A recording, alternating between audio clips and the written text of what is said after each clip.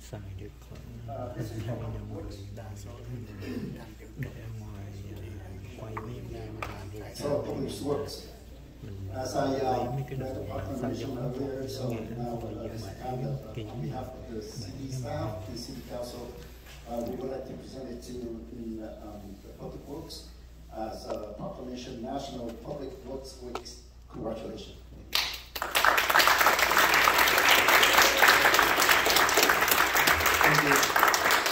Thank you, Mayor, Vice Mayor, and Council members. Thank you for this proclamation. This means a lot to us. On behalf of the men and women of the Public Works team, I'm very honored to receive this, and they are dedicated employees who work very hard to maintain the city infrastructure and provide the best services to our community. With this opportunity, I would like to invite everybody to come and attend our 3rd annual open house, Public Works open house, on May 18 from 10 a.m. to 2 p.m. And it's at a Corporation Yard at 14381 Olive Street. It's right at the corner of Olive and Maple. So with this event, the residents will have an opportunity to learn what we do, what type of services that we provide, and to know about this awesome Works members right here. But thank you, Mayor, Vice Mayor, and Council members for your continuous support of Public Works. And we'd like to take this opportunity to thank the men and women that always put themselves out there every day to make the cities better. Thank you.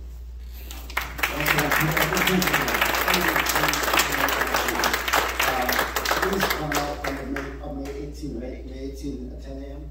10 a.m. Because in the last couple of years, I noticed that not many our people show up to support them. So this year, please invite your family members and your friends, your neighbors to come out.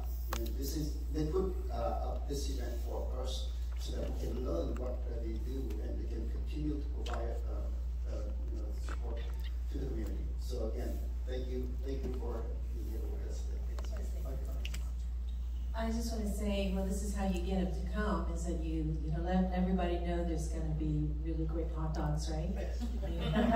So you didn't mention food, but there's going to be plenty of food, and I love their hot dogs. I always love to get together. It's kind of like get together with all Public Works men and women, and thank you so much for your dedication.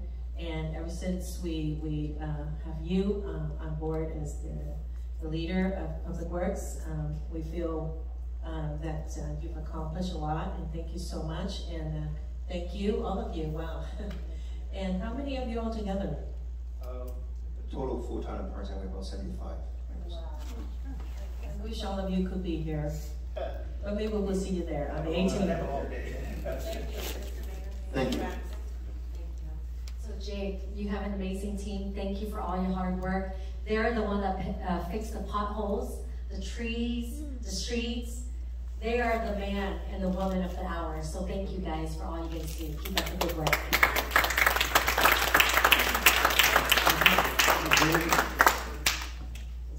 Thank you for your team, what you do.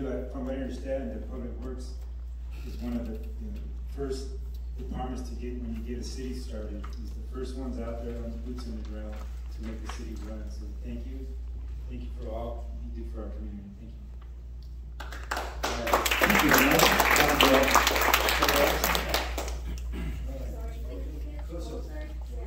Maybe we need 2 rows. Yeah, because we got 2 rows. No.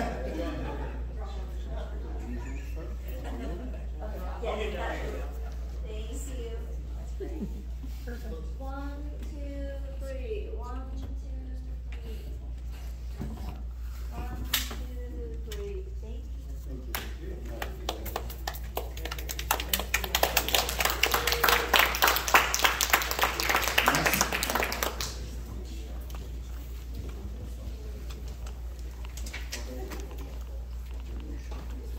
Well, according to City Clerk, that we're not going to do both at the same time. Proclamation to National Police Week, please come. And also proclamation to Mental Health Awareness Month. Yeah, thanks for all for what you do for us, and congratulations.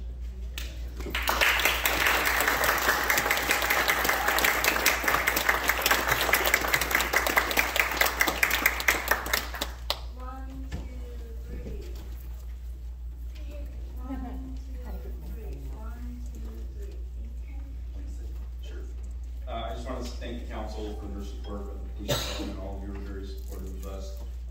Little things like this do matter to our personnel, and in a time of hate and a lot of it out there, and the things our officers have to see daily, it's nice to get recognized now and then. Our personnel really do mean the best for everyone and are put in just difficult situations that they're required to perform perfectly in every single time. So really appreciate this, and I would like to make one more note that this is one of the few times the police department gets recognition over the fire department.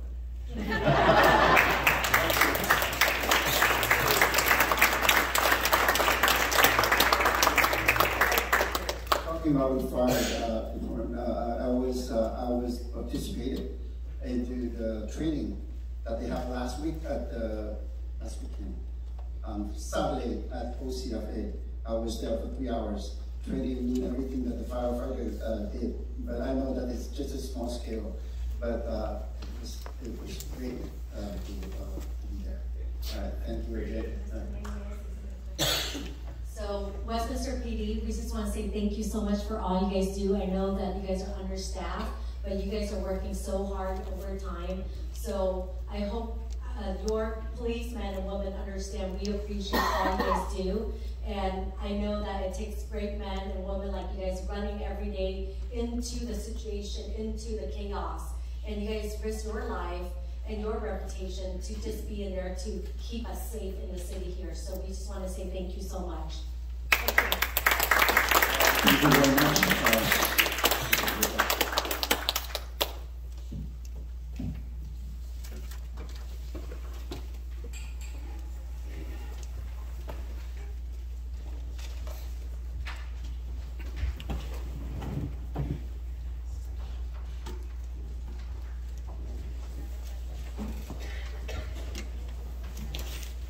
Well, there may be a surprise for some of you tonight, that we saw that there are some, the seat arrangement is different, differently than before. It's due to a request of Councilmember West, and I want to, with privilege as a mayor, I can be assigned. I accept her request. I accept her request, and then I want to thank Vice Mayor Ho to agree to switch her seat, even though she's the Vice Mayor. She's supposed to sit right here next to me so that she can continue, she can help me with the meeting. But then she is okay to take one for the team. So thank you very much, Vice Mayor Ho. All right, next is oral communication for agenda item only. Please help me to do my job. This is the time for oral communication for agenda item only. And I will stop you if you are talking out of the non-agenda items. When you come and speak, would you please go ahead and identify the item that you want to speak about? At this time, I would like to ask our city clerk to go ahead and read the instruction into the record, please.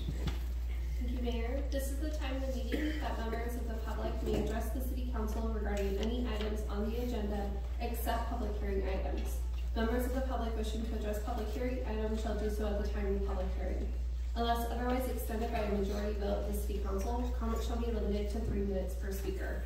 Any person wishing to address the City Council in person should complete a green speaker slip that is provided at the entrance to the Council chambers and submit the card to the City Clerk. When your name is called, please step to the podium at that time and state your name and city of residence for the record. Our first speaker is Jody Boyd.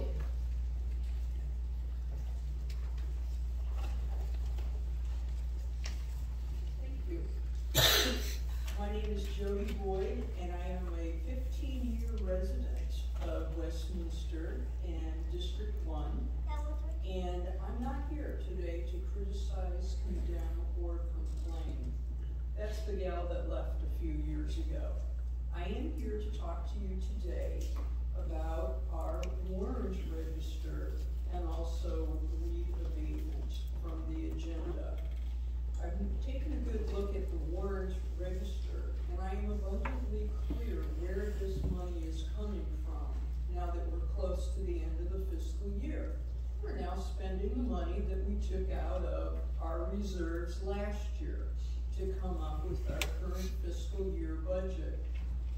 also patiently sat through our earlier presentation as we're beginning to talk about our budget for our next fiscal year.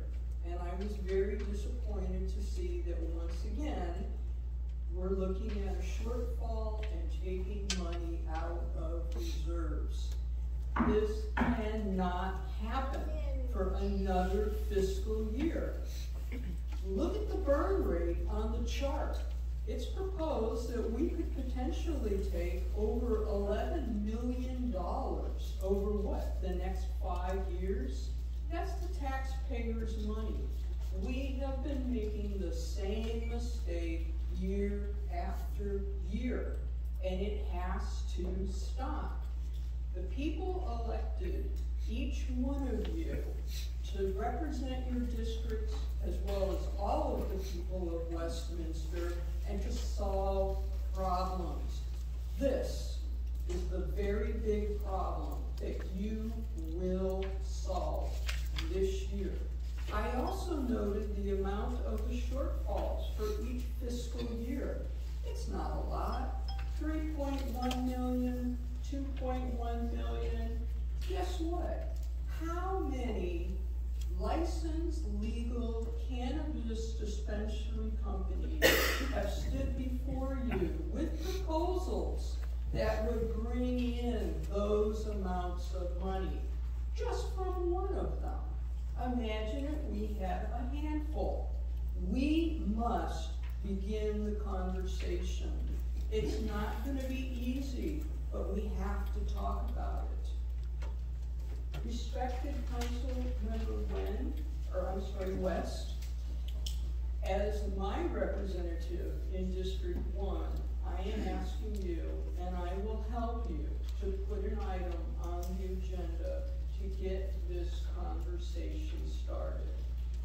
At the end of the day, thank you. I'll say weed abatement the other week. Thank you. Time's up. Our next speaker is Tammy Hall.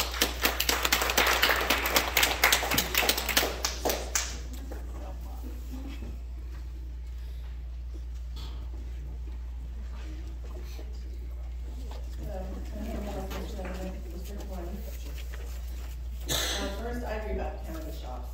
That at least needs to be a conversation. Even if some people don't personally believe in it, if it's going to bring revenue into the city and be a positive thing, then it at least needs to be discussed. The thing I want to talk about is 5.5, the flag contract. I do understand some budget issues, but I also have seen a lot of wasteful budget stuff going on with lengthy meetings, special meetings called that didn't need to be called. Many meetings I couldn't count how many about flags.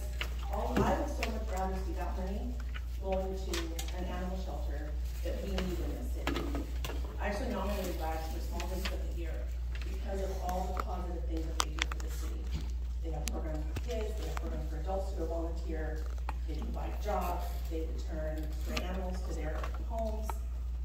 There's really nothing but positive things that they do for the city. And I would just hope that this would be a priority to continue that contract with them, because it's not only Westminster, it's also Stan. If they leave the city, what's going to happen with all those animals? What's going to happen to the programs that the kids love to do? We need to keep them in the city. So if there's other things that need to be cut, meetings need to be cut, put council member comments to 3 minutes. That would cut a lot of time for meetings, because we only have 3 minutes. Things like that can be done, but we need to keep that in our city for all those reasons. So I hope you vote yes to continue that contract.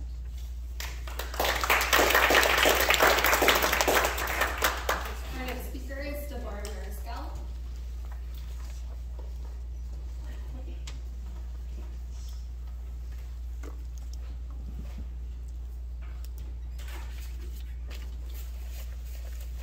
Good evening, Deborah Mariscal. I agree with Jody Boyd. So on 3.1 and also 3.4, as we see more and more businesses leaving the city, Sam Ash is the most current one that will be leaving. We've been buying music equipment from there for years, because my husband is a professional musician. We have got to find ways to bring into the city instead of scaring them off. And then we also need to do something to keep flags going.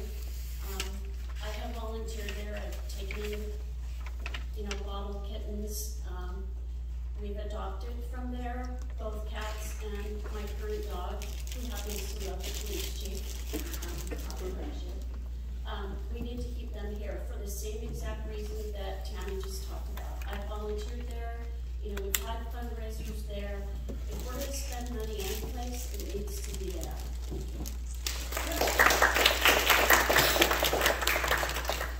The next speaker is Robert Harrison.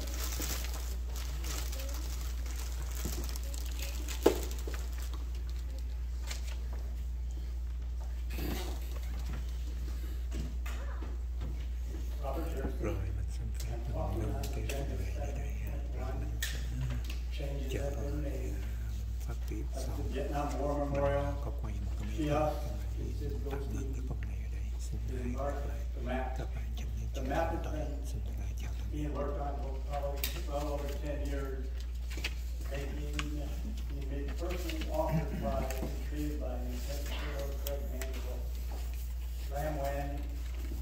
Myself, other people, for we have been vetting it for a long, long time, a number of years. Parks and Recreation approved it last year with some grammatical corrections we made last year, and they were made. This year, the city staff worked hard and made some more corrections. And they have been made. For years and months, the map was presented to American Vietnam veterans and South Vietnamese veterans on the first Sunday of every month. They read it, they looked at it, they wrote it down. We want what is best for the city of Westminster, for America and the Vietnamese people. The map has been on the table with Marjorie Rice, Mayor Treetop. At the very last minute, February 28th, I was not here, like fractured my skull. Some different presentations and independent creative ideas were provided that they could have been pushed then and we'd be done already. Right, justify.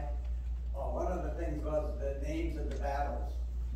On the right side, the major battle names, locations are chronologically listed, and that had gone down in history with that name well known to the American Vietnam veterans as well as the South Vietnamese counterparts, vetted by both sides. Names of the locations and battles were presented on the actual map itself from the Pentagon. We need to get going and to honor those who fought for freedom for the Vietnamese people, to ensure that sacrifices for the Vietnamese, allies, Americans, and servicemen and women will never be forgotten. To symbolize the lasting relationship between Vietnamese Americans and our nation. Thank you.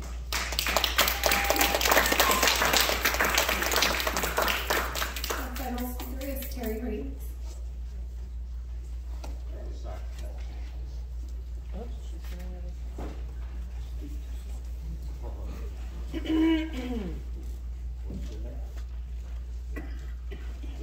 Congratulations, WPD and Public Works staff, on your recognition tonight. Item 1, I still question paying $72,000 to completely rebuild a 3-year-old police vehicle after a serious accident, regardless of insurance, due to safety concerns. Item 3.1. Contrast that to buying 2 brand new grant-funded police vehicles for $75,000 each. Item 5.2. Item 3.4, I support the annexation of the unincorporated islands, knowing the largest island will have to go before the voters to approve. Under item 2, why isn't the status report of the branded cities billboard projects included? Enforcement of business licenses is generating revenue. Only Councilwoman West would become compliant too. Why isn't cannabis mentioned? Last we heard, the city was going to do a community survey, but the council majority seems completely closed off to the idea of generating at least $1 to $2 million annual revenue by allowing dispensaries. Item 5.1, why does it take 2 months for this council to appoint replacement members to the foundation, hindering the board's progress? Appointing members that don't really want to serve is unacceptable. The foundation needs to amend their poorly written bylaws, thank you, Christian, and become truly autonomous, removing the city council's involvement entirely from the organization, allowing them to fill their own vacancies, etc. Item 5.4, my birthday is July 14th, and on July 10th, one of the council meetings dates, I have tickets to see the Rolling Stones, so I'm good with that one. Item 5.5, I suspect some on this council have no clue what a great asset WAGS is to our community. Look around the county. You won't find a better animal control shelter vendor, not to mention the many positive ways that WAGS gives back to this community. Approve this amendment or the backlash will be swift and fierce. Item 5.6, why aren't the SWOT analysis weaknesses and threats included in the staff report, only accomplishments? I hope the matrix is updated regularly. Item 6.1, catching up with technology, finally, but as a reminder, unredacted copies of FPPC filings must be provided upon request. Item 7.1, I want to thank and commemorate the late Craig Vanderbilt and veteran Bob Harrison for all of their hard work on this item. It's great to see it finally going in. Items 2 and 8, oral communications. Mayor Wick. The stark contrast of how Vice Mayor Ho ran the meeting when you were absent versus when you run them is astounding. You missed her AB 123 report from the City Leader Summit about how other mayors and councils do not argue with or attempt to intimidate members of the public from the dais like you and your 2 cohorts do. New rule. If someone wants to leave the dais, they must be recognized by the mayor to request permission and state the reason for their leaving and how long they expect to be gone. Other legislative bodies have this rule, and it's a good one. I don't know what the appropriate time is to speak on the walk-on closed session agenda item, but I guess I'll do it now. I don't know what it is, but I can't help but connect the dots that after you came out of closed session, you're adding a case of potential litigation, and I can only imagine what that might be. But I hope we'll learn more later. Thank you.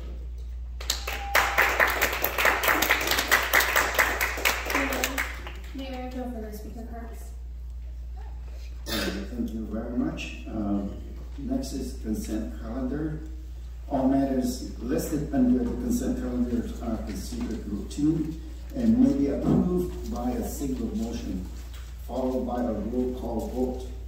There will be no separate discussion of these items unless members of the City Council or staff request that specific items be removed from the consent calendar for separate action or discussion. I would like to entertain if there is a motion to approve, or if there is any item that need to be approved. Motion to approve. Second. All right, we have motion and second on the floor to approve the entire consent calendar. Thank you, Mayor. A motion made by Councilmember Monzo, seconded by Vice Mayor Hill. This is to approve the consent calendar as presented. I'll go to call roll. Councilwoman Fan West. Councilwoman Fan West, yes. Councilmember Monzo. Yes. Councilmember Nguyen.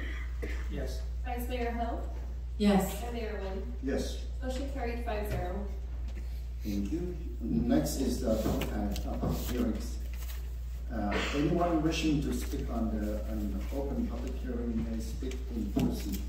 Speakers during public hearing comments will each have 3 minutes to speak on each public hearing item, which we have only one today. Any person wishing to address the City Council in person should complete a green speaker slip that is provided at the entrance to the Council's chambers and submit the card to the City Clerk. When your name is called, please step to the podium at that time and state your name and the city of residence, optional, for the record. So, Madam Clerk, go ahead and call. Wait, hold up on that. I would like to ask for a staff report, please. Thank you, Mayor. Good evening, Mayor, Vice Mayor, and council members. This is the public hearing for the weed abatement program for spring 2024. According to the California Government Code, our Works Department managed the weed and debris abatement from the vacant property in the city. We implement the program twice a year in spring and fall. The other quarters, summer and winter, public works staff sent out the reminder letters to the vacant property owners. Currently, we have 20 vacant lots on the list. On March 5th, staff sent out a reminder letter to these property owners reminding them to clean their lots prior to the inspection on April 12th. So out of 20 vacant property, there was 5 property not clean at the time of the inspection. So staff did another inspection earlier this week and submitted late communications to update the resolution. So I'm happy to report that as of today, all property has been compliant with the requirement. So that concludes my staff report. I'm available to answer any questions. All right. Next is comment or presentation from the applicant, and I assume that that's the city also. So we can move on to mayor and city council questions for staff. Any of you have any questions? Thank you, Mayor. I just have a comment, and then maybe this is something that for a future agenda is that if I understand, you do have a list of the addresses that are repeat violators, repeat offenders. Is that correct? A list of addresses that are continuously in violation of this code. Well, we do have the list of vacant property that's on the list for a long time. And if I remember correctly, it's probably about 10 properties. Every single time we do the weed abatement program, we send out letters, and they do actually comply. Whether before the inspection that we specify in the letter, or they will meet the deadline when we send out the second letter. And some of those are repeat, they don't comply, or they repeat offenders? They comply at the end, prior to our deadline. Okay. All right. Next. Any comments from anyone? All right. If not, we can move to public comments. City Clerk, do we have anybody sign up for this? Thank you, Mayor. Terry Reeves.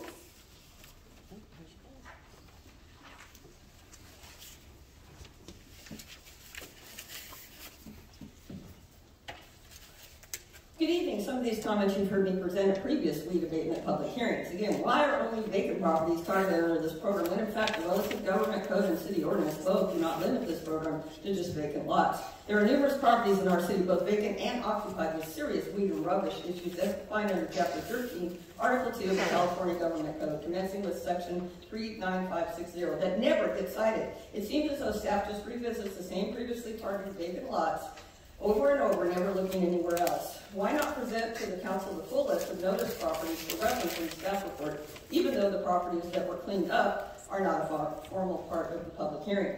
Former Councilman Sergio Contreras asked back in 2019 for the formal weed abatement process to be done 4 times a year versus twice. Staff's response was it would be too much work to undergo the formal process more than twice a year, but they said they would continue to use code enforcement and the community preservation unit to address these issues on a more regular basis, but that plan is not working. Some areas in the city seem to be targeted frequently, while others are completely ignored. The number of unkept properties in the city continues to grow, creating extreme blight and potential safety hazards, lowering our property values and reducing private ownership in our city.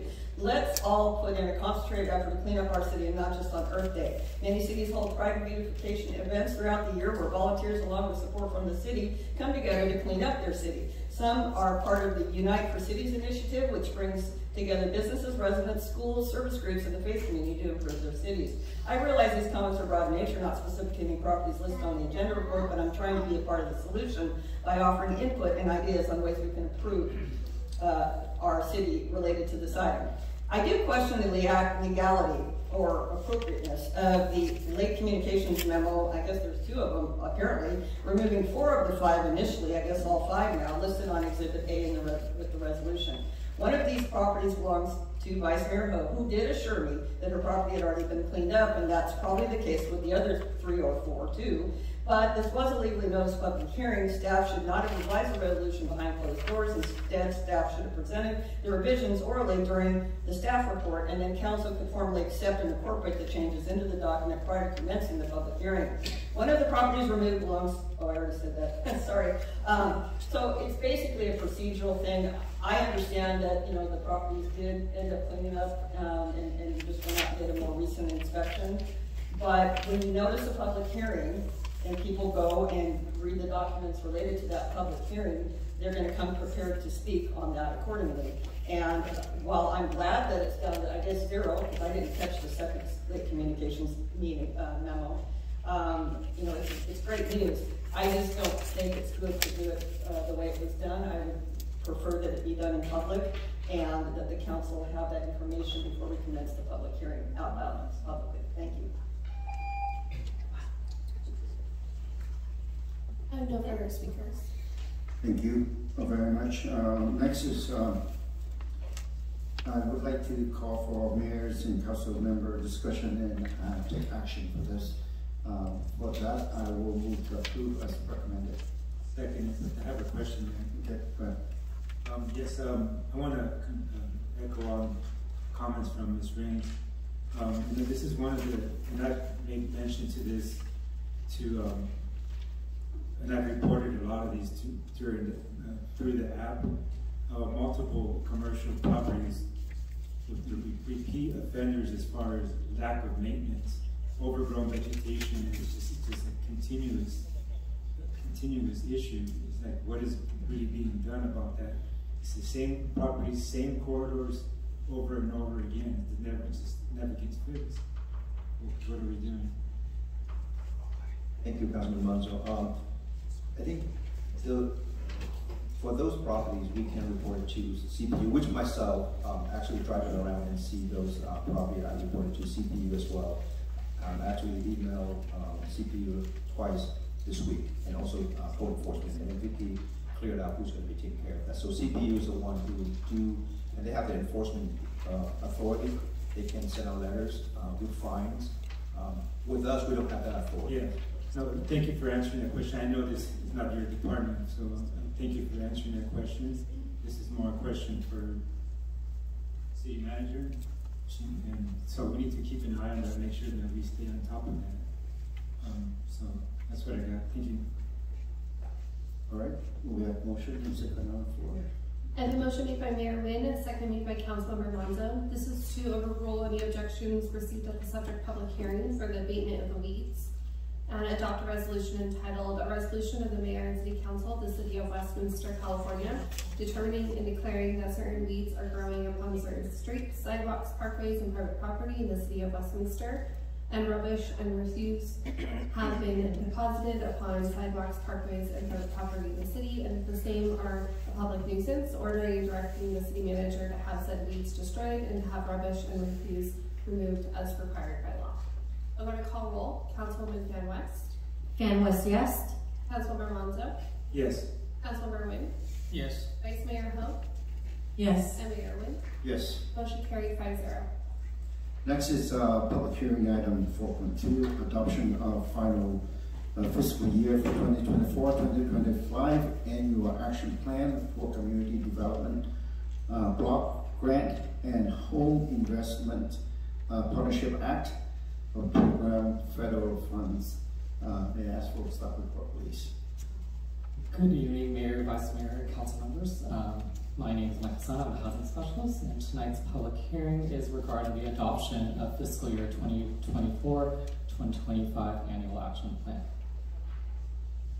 Here's a brief overview of our annual action plan schedule. At the February 28th public hearing, the city staff conducted a first public hearing regarding community needs and priorities, which allowed community input in regards to how the city should be allocating CDBG and home funds for the upcoming fiscal year. On March 27th, a draft for the fiscal year 2024-2025 annual action plan was initiated to open a required 30-day public review period. And tonight's public hearing is a second public hearing to adopt the fiscal year 2024-2025 annual action plan as required by HUD and before the city submits it to HUD for review and approval by the May 17th deadline. And as a reminder, the 2020-2025 consolidated plan lists out priority needs and goals, which was adopted by the City Council and also reviewed by HUD. And on the left-hand side of the table, you'll see the priority needs and goals that were first identified as part of the 5-year plan. Every city that receives direct funding from HUD is required to prepare and submit to HUD a 5-year plan, which lists out priority needs and goals that will be accomplished over the 5-year period.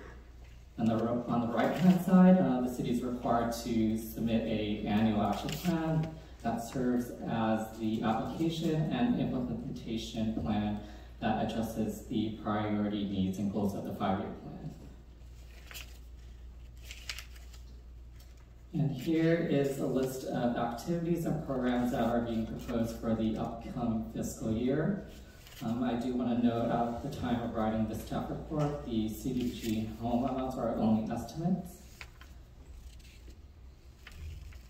And with that, the staff recommends that the Mayor and City Council approve the final fiscal year 2024-2025 annual action plan, authorize the City Manager to execute the documents required for submission of CDBG and home funding approval to HUD for review and approval, authorize staff to make changes to funding allocations once the final 2024 CDBG and home allocations are announced by HUD.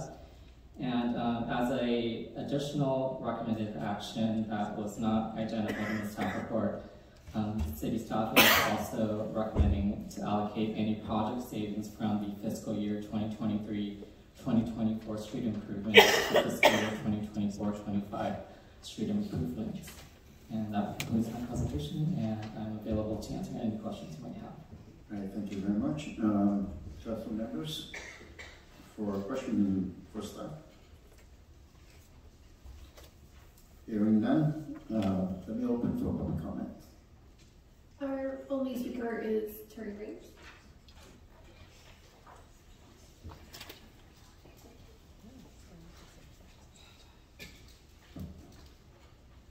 Hello, thank you for the opportunity to provide input regarding the fiscal year 24-25 annual action plan. Lest we forget, Councilmember West voted no to accept these funds last year. Ignorant or stupid, you decide. The mission should always be to serve our most vulnerable residents. Not sure why, but the estimated CDBG carryover amount changed a lot since the first hearing in February from $207,932 to $252,730 in March's presentation to now $288,158, indicating that even less spending of these funds in the current year. I will suggest again that staff provide the council with a comprehensive analysis of the funds carried over year to year for CDBG and home funds and provide the historical use of these funds going back a few years, especially since this is the last year of the 5-year plan. The city needs to prove that we are getting the biggest bang for our CDBG buck and allocating almost $200,000 to code enforcement through the Neighborhood Pride program, because I just don't see it. In the past, the city hasn't even utilized the programs approved in the plan, which is also tragic. The purpose of this report and the funding is to benefit our community by addressing some of our more serious issues. It is not just about putting something pretty down on paper and submitting it. The city estimates that we will have substantially less home funds this year versus last year because we allocated last year a full carryover amount of $2 million to the project at 14125 Golden West. Even more significantly than CDBG funds, the carryover amount for home funds has changed substantially from $181,405 as reported in February and March to now $529,043 with no explanation as to why the spending in this current year is estimated to be so much lower. There is a big problem committing funds to the alleged affordable housing projects because most of these projects are not truly affordable for extremely low or acutely low income residents. Affordable housing is defined in state and federal law as not more than up to, in other words, 30% of your income. Where are the units in our acutely low income for our acutely low income seniors with less than 15 to 30% of the AMI? These funds should be applied to a truly affordable housing development for extremely low and acutely low income seniors where the rent would be set at just 30% of their income.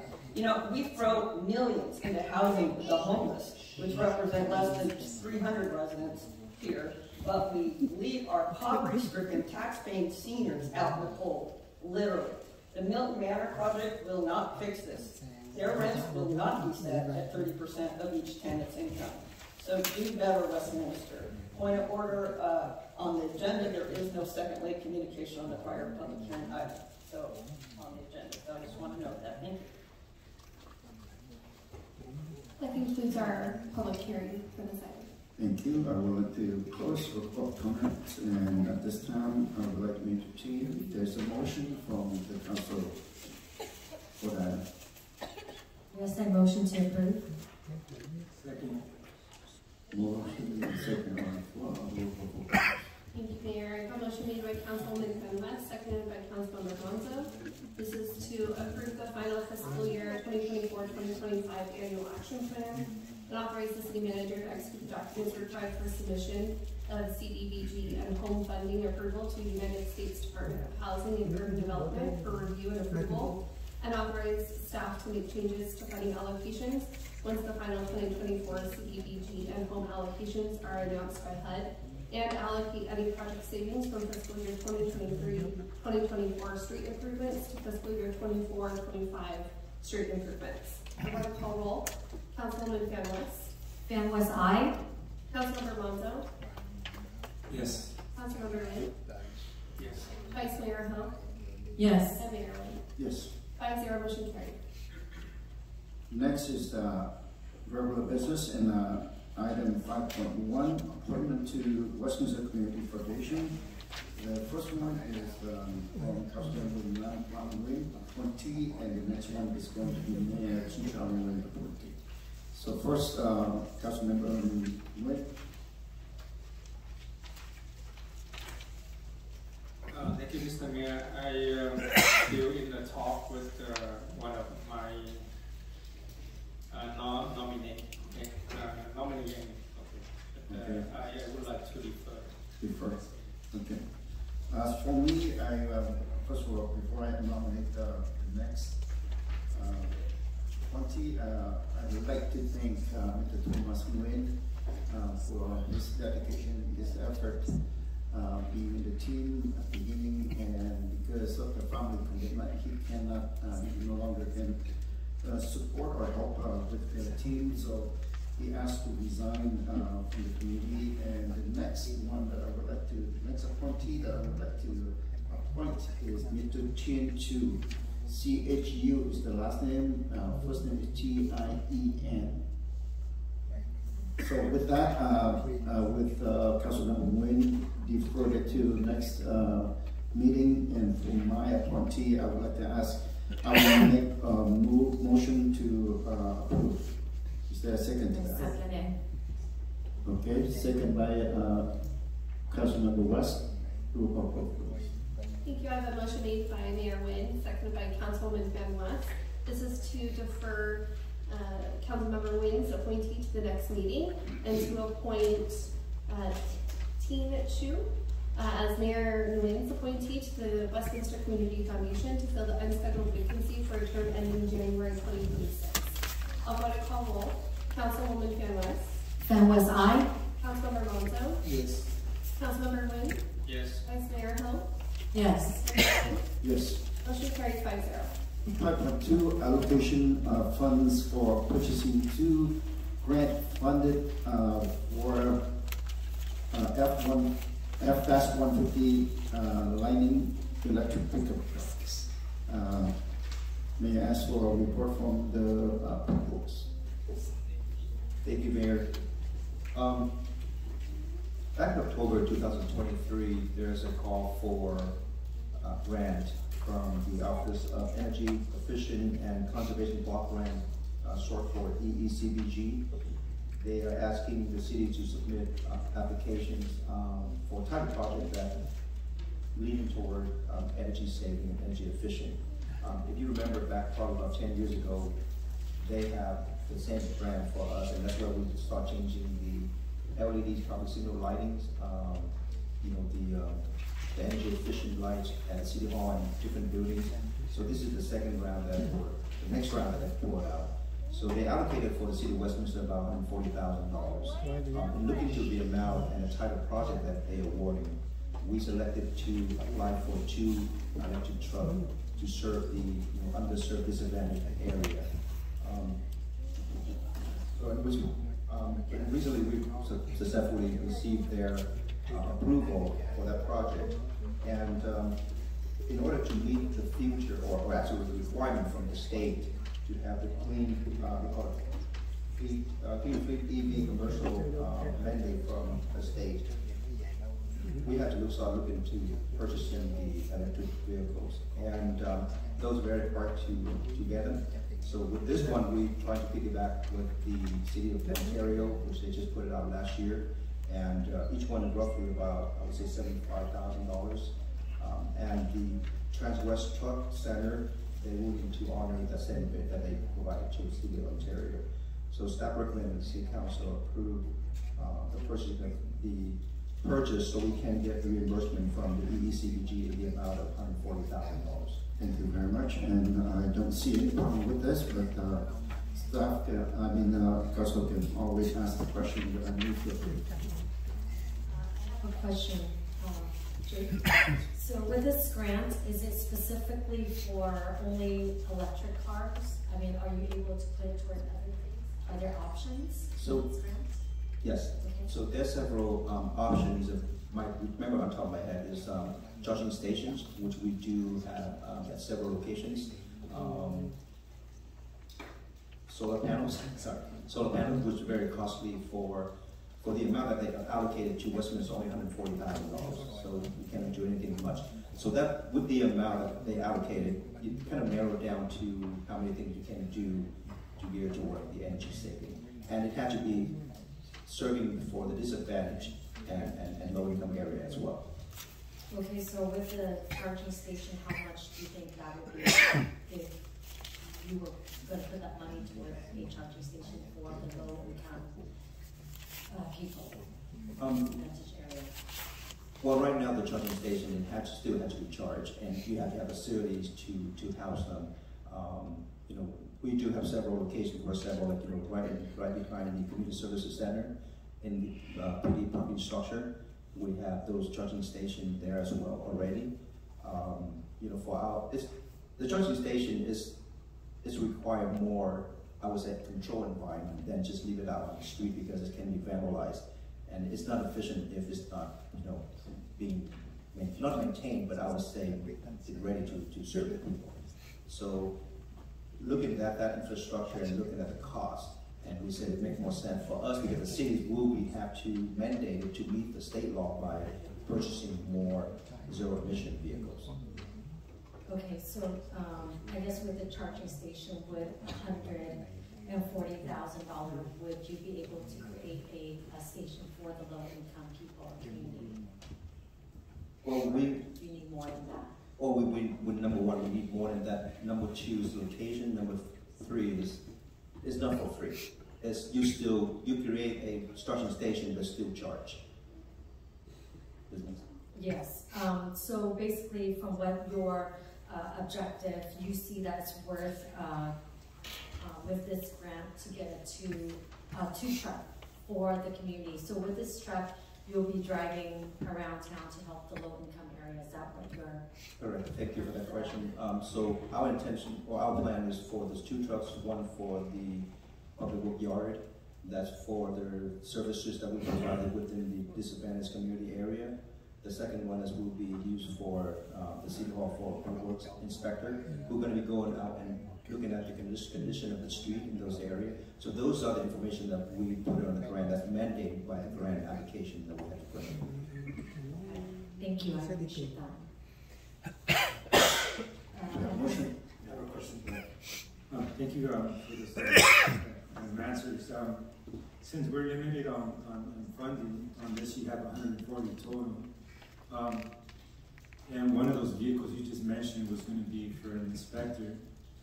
Have you looked into what is the most bang for your buck? Because the Ford Lightnings are pretty pricey. Have you thought about maybe having some smaller electric vehicles, especially one being for an inspector, that we can get more for our money? Yes, we currently have 3 Chevy Bolt that we can do because the public works inspector is a person who actually travel a lot. So that would be better, more bang for the buck using the electrical truck. And Because we have to serve, we have to show that we have to serve the low income and disadvantaged area, and where the position that will, you know, do that the most, provide that the most service. Yeah, what I'm saying is, instead of buying one or two Ford F-150 Lightnings, which is pretty pricey, you can get 3 of a smaller vehicle. Especially being an inspector doesn't really need a truck. He's not going to be carrying any tools in the back of the truck. So maybe a smaller electric vehicle would be appropriate for a city inspector that's not going to be carrying something in the back of the truck. That's what I'm asking. We actually can right now. I mean, we can, but the thing is, application we are submitted for the 2 lining trucks that we're right now. We can designate that truck for different positions that actually require to put more tools in the back. That we can move that, but as well as those positions that serving the low-income area. Is there a time limit that you need to get this done? If you were to change the vehicle type, you would have to resubmit. I have to refer this to Scott Ashon, our garage superintendent, who actually applied for this application. But I think if you do, then you have to go back to the grant folks and ask them for that. I'm not sure that how long that's going to take them to do that, or even allow us to do that. Yeah, that's the question. Is that, I don't know if Scott can come up here and put him under the heat now, and he can answer that question. Sorry. Go ahead. Yeah, that's the question. Is it a situation where instead of buying 2 F-150 Lightnings, can we increase that by 3 vehicles, smaller vehicles? That would be something I have to go back to the grant and talk to them about.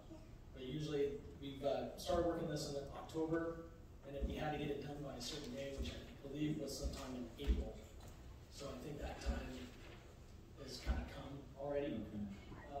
But I would have to probably go back to the grant company and talk to them. Is it something that we're limited on time that we need to get this done? A little bit, yes, because the longer we wait, the more expensive these vehicles do get. So, okay. Right now, I'm working on the 2024 model year Ford Lightning, and basically the price that they give the city of Ontario, they are basically giving to us. Okay. So the 2025 model years are coming out, and there's no telling how much it will cost. We don't know that yet. Okay. All right, it's fine. So Scott, yes. Last comment. Scott, Jake, it seems like you guys, with this 2 truck, it seems like you're killing 3 birds with 1 stone. So it's multitask, multi-use in the city. So I think it's worth the money, and plus you guys already processed the application. I know there will be a delay, but it seems like from what Jake is saying that you would use it for multiple tasks, where you would need big truck to carry different things, for like picking up homeless, stuff, to getting tools to different locations to fix different area in the city. Is that what I'm hearing, Jake? The one that we designated for the public works yard, that's what our intention. The other one, I think, Councilman Manzo was talking about, is the inspector. And the reason we designated for our public works inspector, because that particular position that do go out a lot, and using quite a bit of mileage on the vehicle, as well as serving the disadvantaged area as well. So that's our trying to provide it to the grant applications, to meet that requirements, and also show that what we plan to do, because we cannot give it to another department or position that doesn't apply to anything that provides services to the disadvantaged community. So this is going to be for our neighborhood pride inspector to serve in the CDBG area? Well, for the public works inspector, they cover the entire city, but we do have project in the CDBG area or low income area. Okay, thank you. All right, thank you. Councilmember White?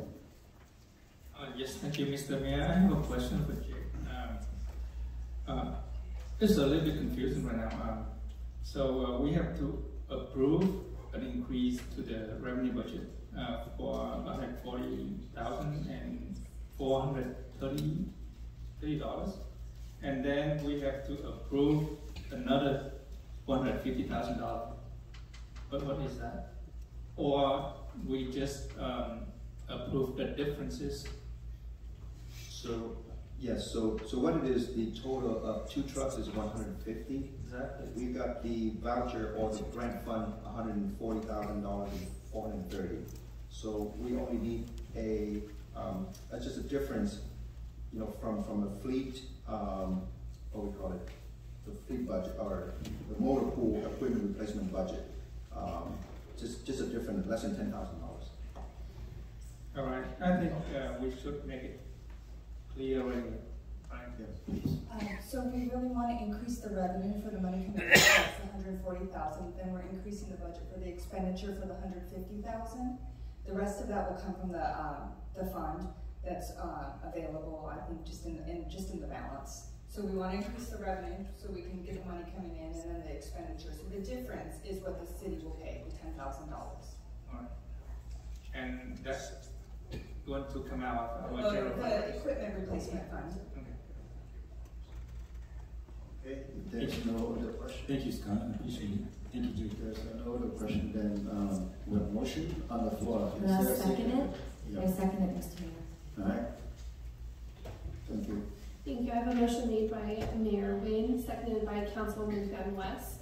This is to approve an increase to the revenue budget, account number 58000-34294, state other, in the amount of $140,430, and approve an increase to the expenditure budget, account number 58002-581400, motor pool equipment replacement, in the amount of $150,000.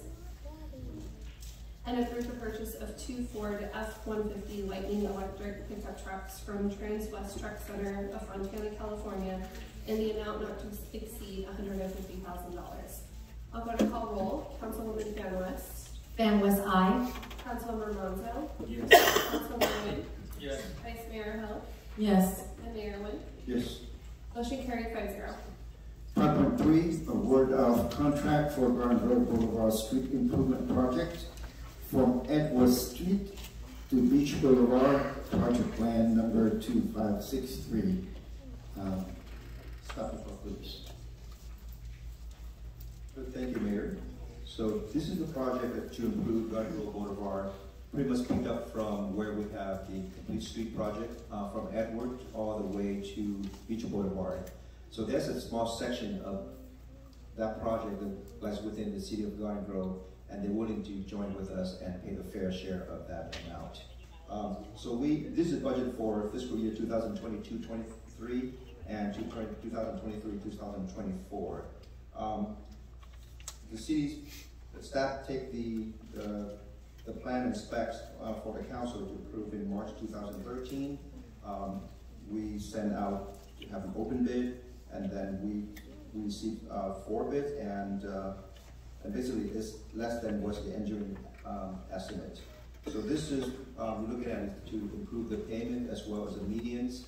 Right now the medians, asphalt medians, look very ugly and dirty. So what we're gonna do, we're gonna remove that asphalt, and we call it a rock blanket to make it look nice and clean. And this is what you can see along 405 where they do the improvement in our city. And that's pretty much all the details. Any question? Yes, I have a question, Mayor. Please. So that where you just spoke about the medians, is gonna just, you can have any drought tolerant planting on there as well, or just rock? So this is a hardscape median, not a landscape median. No. What about any other public right-of-way improvements? Can you talk a little bit about that? What is it? Public right-of-way improvements, sidewalks, porches. So this also cover any sidewalk, any broken curb and gutter, any wheelchair ramps that we need to put in. That will be included within the project scope of the work. That's all in Okay, motion to approve. Second. Motion and second on the floor. Mayor, I just have a quick question. Okay, go ahead.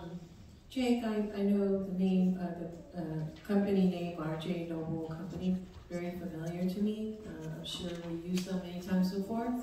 Do you find them to be responsible, and have you had any problems with them in the past?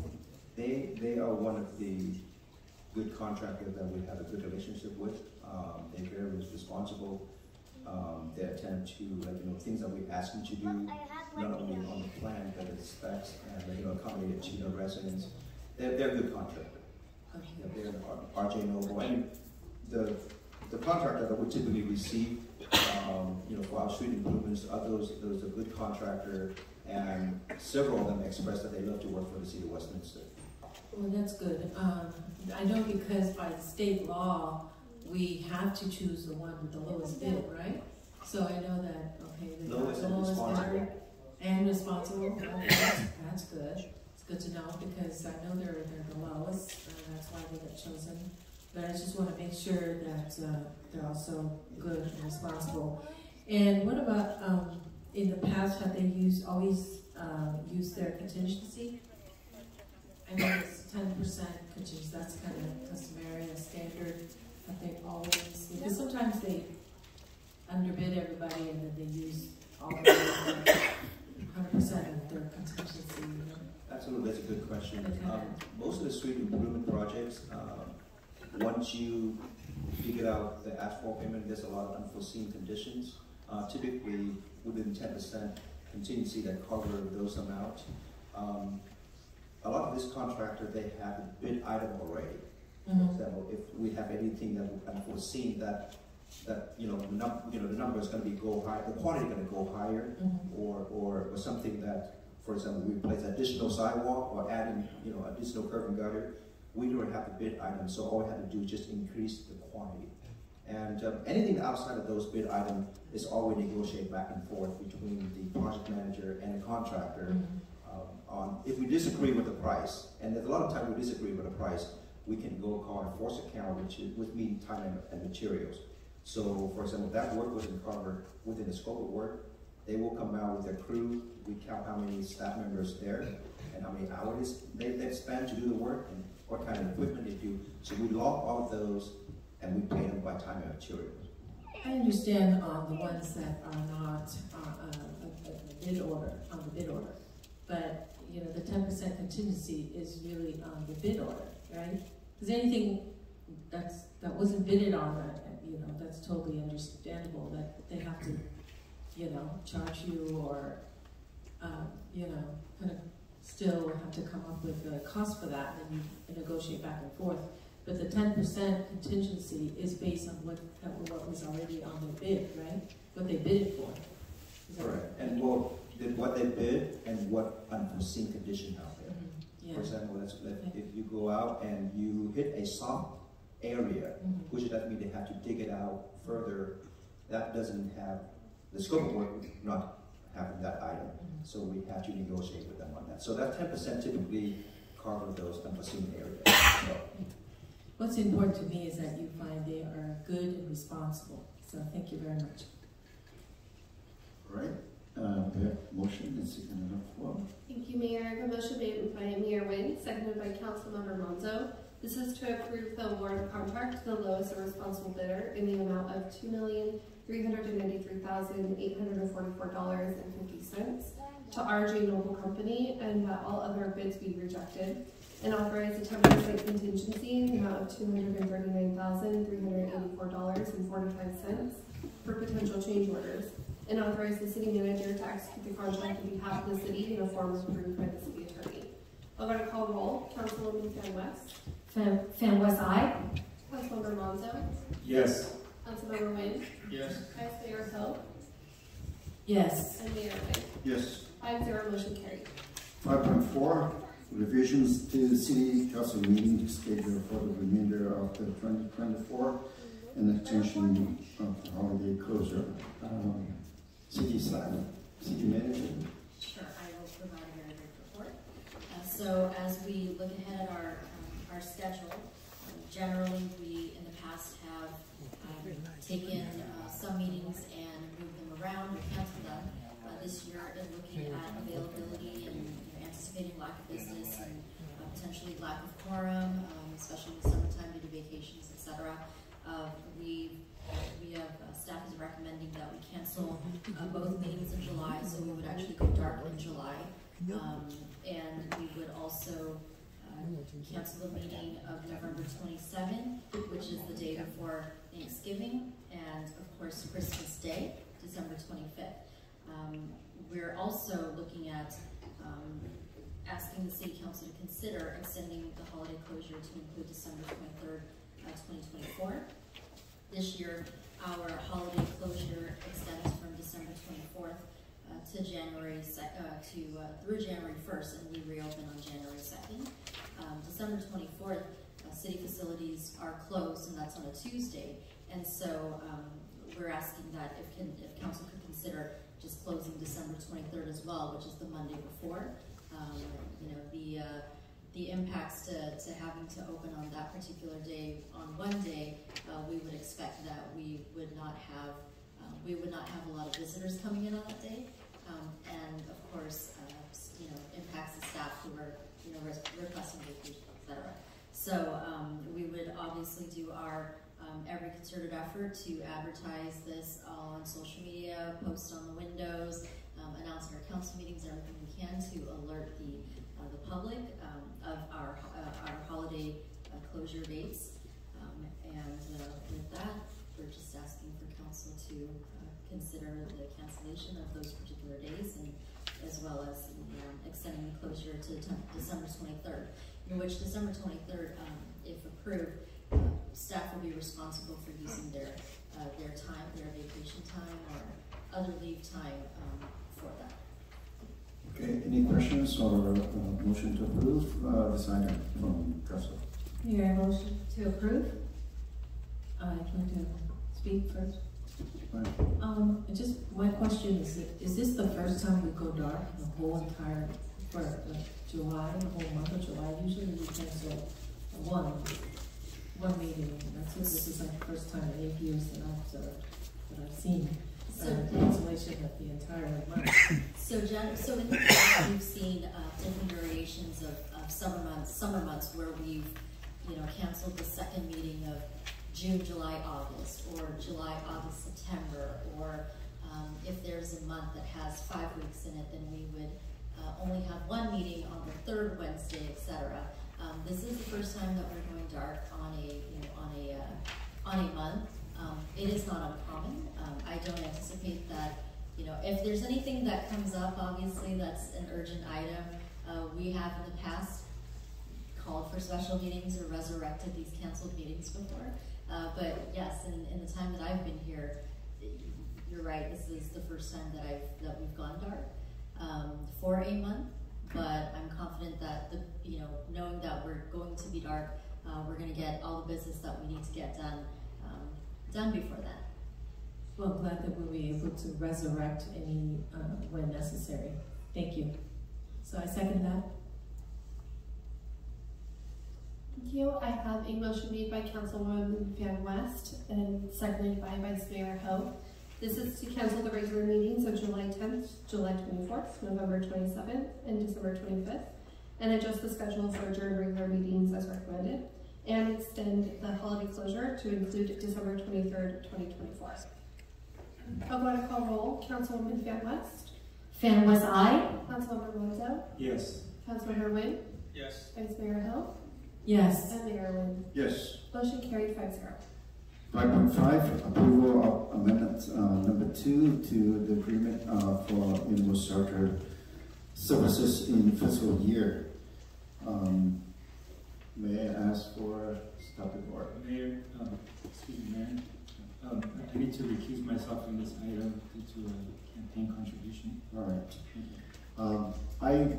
I know that we have extensive discussion about this item during our closed session meeting a month or so ago. So I believe that this is very clear to every one of us from the council standpoint. So I move to approve. And then, okay, if there's no question on this, then we can go ahead and. Okay, I have a motion made by Mayor Wynn, a second by Councilwoman Van West. This is to approve amendment number 2 to the agreement for animal shelter services, increasing its costs by $9,500 a month starting on June 1st, 2024, costing an additional $9,500 in fiscal year 2023-2024, and $114,000 in 2024-2025, bringing the total contract cost for fiscal year 2024-2025 to $732,684, and authorizing the city manager or her designee to execute the amended agreement, and approve the second option year renewal of the agreement taking effect on July 1, 2024. I'll go to call roll. Councilwoman Fan West. Fan West, aye. Councilmember Nguyen. Yes. Vice Mayor Ho. Yes. Mayor Nguyen. Yes. Motion carried 4-0.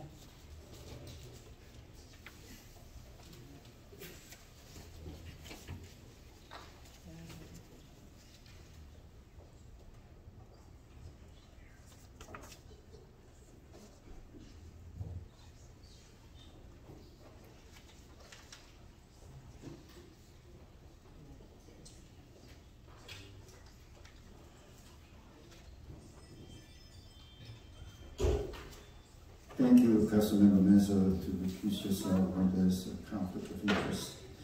Next item is 5.6, City of Westminster 2 years strategic plan and updated 6-month objectives. For this, I guess we need to have a staff report. That will come from our city manager. City managers, and city managers not here right now. All right. I didn't do anything. I assume we're waiting for my stuff. Yes, please. Great. For item 5.6. So at the meeting of April 10th, we had a strategic planning workshop in which we evaluated our 3-year strategic plan, and we basically updated our objectives. I have those dates with me. I'm trying to pull my staff report here. Excuse me, city manager. Sorry, we don't seem to have 5.6 in there. Yeah. Oh, none of us have that. Yeah.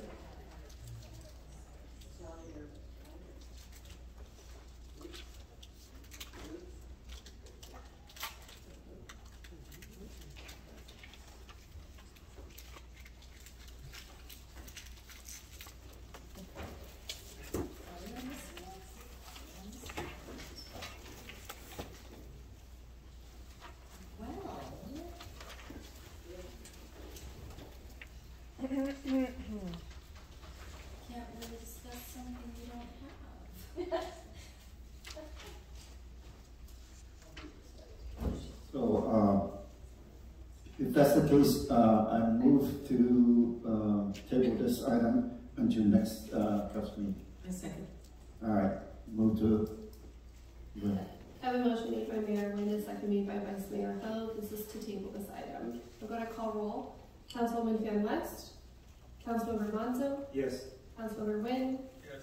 Vice Mayor Ho. Yes. Mayor Nguyen. Yes. 4-0, motion carried. I'm sorry, that's to defer to the next meeting, correct? Yes. Then you said table. 6.1, consider introduction and first reading of an ordinance amending titles 2.04. This is Administration and Personnel City Council of the Westminster Municipal Code, adding section 2.04.135, which is like electronic filing of campaign disclosure information. I don't know if the council have any question about this. It's very self-explanatory, so I entertain motion to approve if there's any. Motion to approve. Second, go ahead. Thank you. I have a motion made by Councilmember Monzo, a seconded by Mayor Nguyen. This is to introduce for first reading an ordinance entitled An Ordinance of the Mayor and City Council of the City of Westminster, California, amending Title 2.04, Administration and Personnel City Council of the Westminster Municipal Code, adding 2.04.135, electronic filing of campaign disclosure information to mandate electronic and paperless filing of campaign finance disclosure statements by elected officials, candidates, or committees. Read by title only and waive further reading of. I'll go to call roll. Councilwoman Fan West, Councilmember Monzo. Yes. Councilmember Nguyen. Yes. Vice Mayor Hill. Yes. And Mayor Nguyen. Yes. 4-0, motion carried. Now moving to 7.1, continue from the February 28, 2024 regular meeting. Consideration of a request to replace 2 panels on the wall inside the Vietnam War Memorial Kiosk at Seed Goldstein Freedom Park. Is there a motion to approve? Motion to approve. Before I can make a quick comment. Okay, please. Thank you, Mayor. I just want to thank and thank Lieutenant Colonel Craig Mandeville for all his hard work and dedication to our community. For him and his team to deliver us the Vietnam War Memorial. Also, Lam Binh and Robert Harrison and everybody, the architect as well. So thank you for your dedication, gentlemen, and what you've done for our city. We appreciate it. Yeah, I saw. I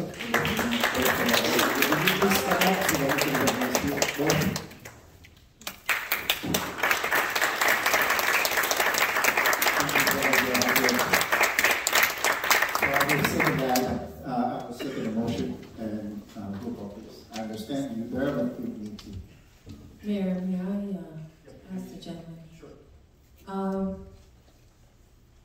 I just want to ask you, you know, in the past when we're being presented with these, I mean, I'm totally in support. I just want to preface by saying that. The only thing is that who has vetted the content? And we as a, council, we don't want people to come out after the fact, like, what happened in the past, where, we're not approving the content, are we? We are approving the content because how can we be responsible when we weren't there? And who would take responsibility? That would make you guys take responsibility, is that right? You know what I'm saying? Because in the past, that's what happened. I think we. I believe that after that it's turned back to pocket recreation, right? And pocket recreation, we had this item probably 2 or 3 months ago, and we talked about this. And I believe that the direction of the council is for you for staff to go back and talk to these gentlemen. And I believe that you guys work it out already. That's why we bring it back this time. Correct? Yes, Mayor, that's correct. We did meet with the organization, and they have gone through a long vetting process to approve the content. What organization? The Vietnam War Memorial. Okay. All right, then I feel good about it. Thank you so much. Yeah, motion and second on the floor. Roll call vote, please. Thank you, Mayor. A motion made by Councilmember Monzo, seconded by Mayor Nguyen. This is to consider the Park and Recreation Commission's recommendation to replace 2 panels on the wall inside the Vietnam War Memorial Kiosk at City Goldstein Freedom Park, located at 14180 All American Way, and provide direction to approve. I'm going to call roll. Councilwoman Fan West. Councilmember Monzo. Yes. Councilmember Nguyen. Yes. Vice Mayor Hill. Yes. And Mayor Nguyen. Yes. 4-0, motion carried. Thank you. What time is it now? It's 8. Good time. Next, we would like to move to oral communication for non-agenda items. For this, you can speak on any item that you want to talk about, or non-agenda items. I just want to ask that you respect others by addressing the city council. And the time limited to 3 minutes, so please stop at the time when that's expired. Before we move on with the oral communication, I would like to recognize the person that I appointed to the Westminster Foundation Committee, Mr. Tutu. Can you stand up so that people can recognize you? Thank you very much for serving. All right, now we can open up for the oral communication. So go ahead and read the instruction into the record, please, Madam Clerk. Thank you, Mayor. This is the time of the meeting that members of the public may address the City Council regarding any non-agenda items that are within the subject matter jurisdiction. Unless otherwise extended by a majority vote of the City Council, comments shall be limited to 3 minutes per speaker. Any person wishing to address the City Council in person should complete a yellow speaker slip that is provided at the entrance to the council chambers and submit the card to the city clerk. When your name is called, please step to the podium at that time, state your name and city of residence for the record. Our first speaker is Diane Weinstock.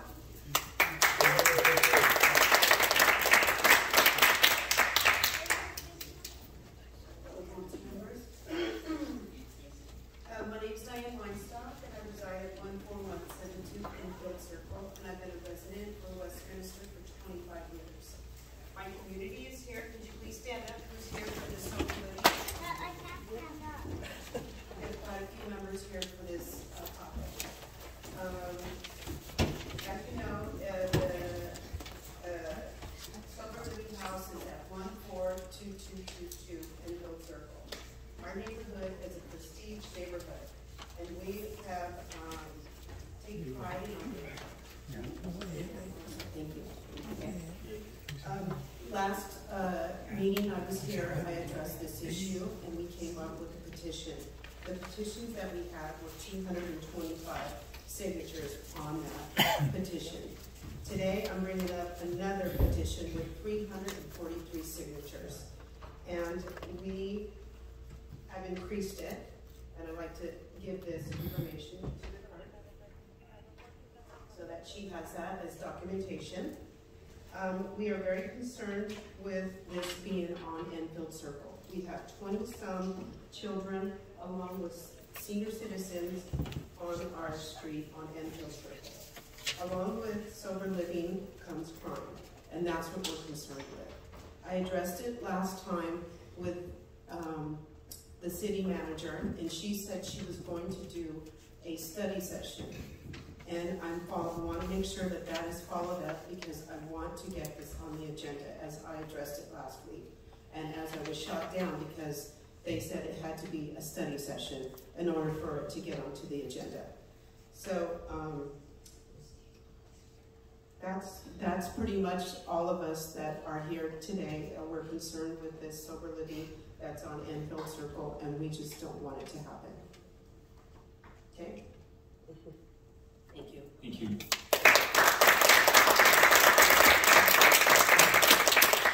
Next speaker is Deborah Mariscal.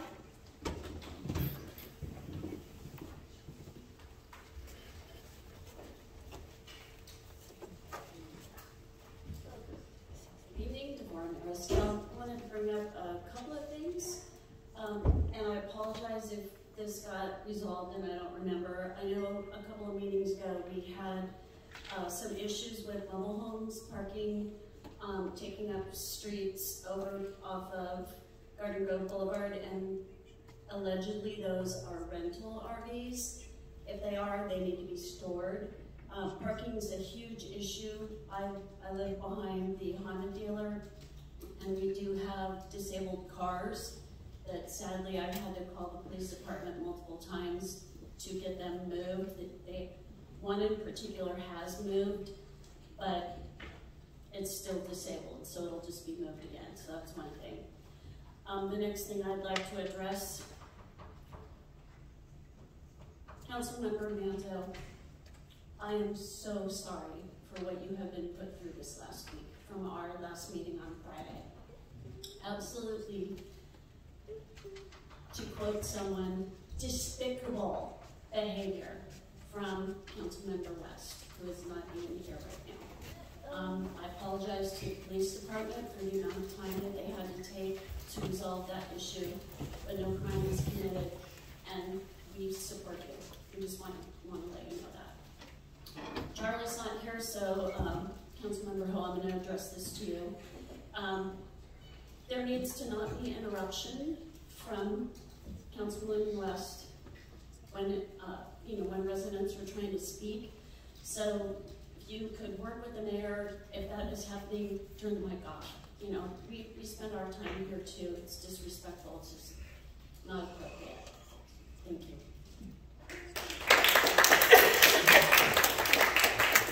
Our next speaker is Mike Reingold.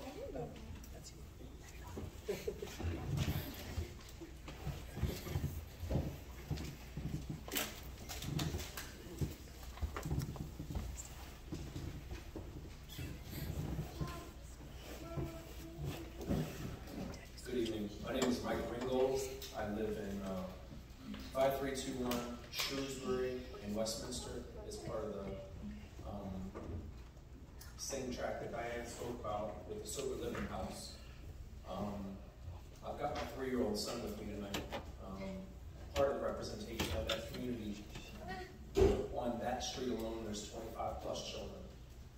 I have firsthand familiarity, or I guess it was secondhand familiarity. My brother was in a sober living house in Washington, D.C., and it's not a good situation for a community like ours. I'm 100% about rehabilitation, second chances. I volunteer at a nonprofit in Santa Ana. I see a lot of people that Project Kinship helps get off the street, coming out of the city jail, trying to change their lives, but I also see recidivism. When people are in recovery, relapse is part of that. It's almost a given. It's understood that people are going to fail in their attempt at sobriety. I don't want that failure in my neighborhood. The crime that it's going to bring, the associates that they have. My brother was in a house with a man who slept with a knife under his bed and snuck out the window to get cracked. This is something he lived with. So I know what it can be. I've also known people that are success stories. My brother's one of them. He's been clean and sober for over 5 years. My wife has a cousin who's been clean and sober for over a decade. These men are thriving in their lives now because they had an opportunity to be in a sober living house. So I know that they're an awesome thing. We also know that they bring things with them, associates. Someone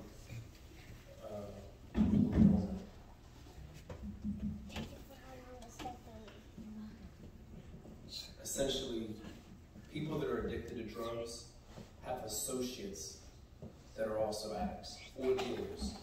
And a lot of times they are drawn into those places because these people that are going to be in sober living homes aren't confined to the house. Or if they are confined, they're not on ankle monitors, they're not supervised by the police or the Department of Corrections. This is a community that, this is just a house. So it has a back door, it has windows, and they can sneak out, go to the park where our children are, and meet somebody to get more drugs because they've relapsed. So we just want to bring these things to you, Diane. You were awesome with your comments. Again, there's hundreds of people that have spoken against this. We appreciate your consideration. Have a good night.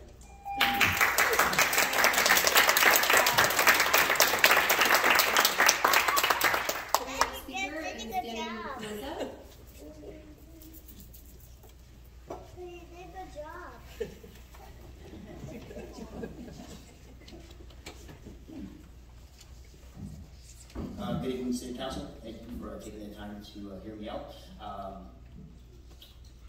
want to say I'm sorry for what Councilman Carlos Alonso had to go through with the lies from Amy Van West. Falsifying a police report, she should be brought up on charges. It's just ridiculous that somebody who serves our community, he doesn't even represent my district, and he's helped me out numerous times, and I appreciate you for that.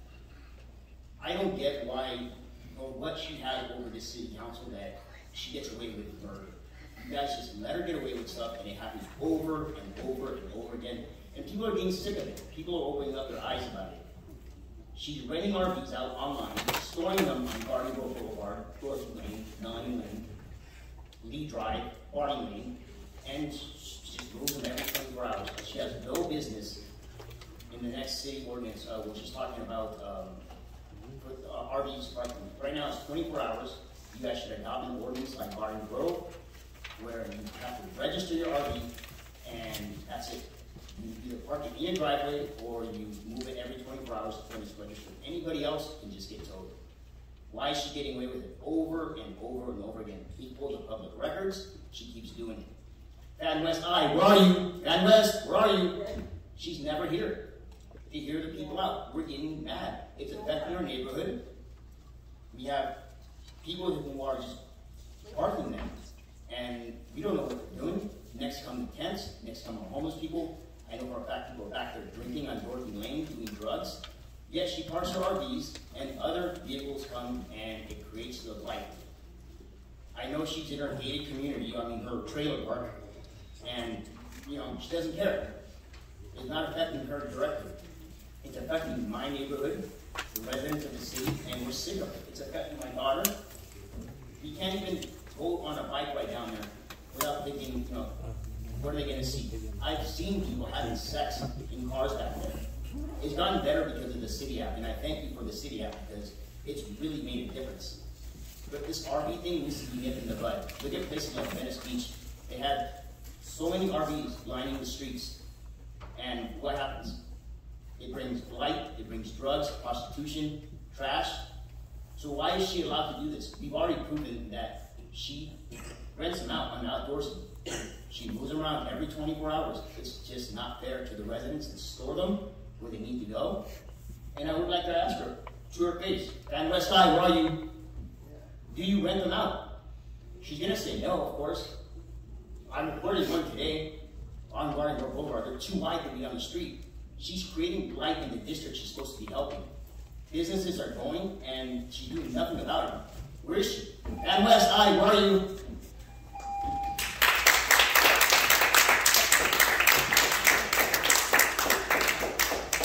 Our next speaker is Jason Doe.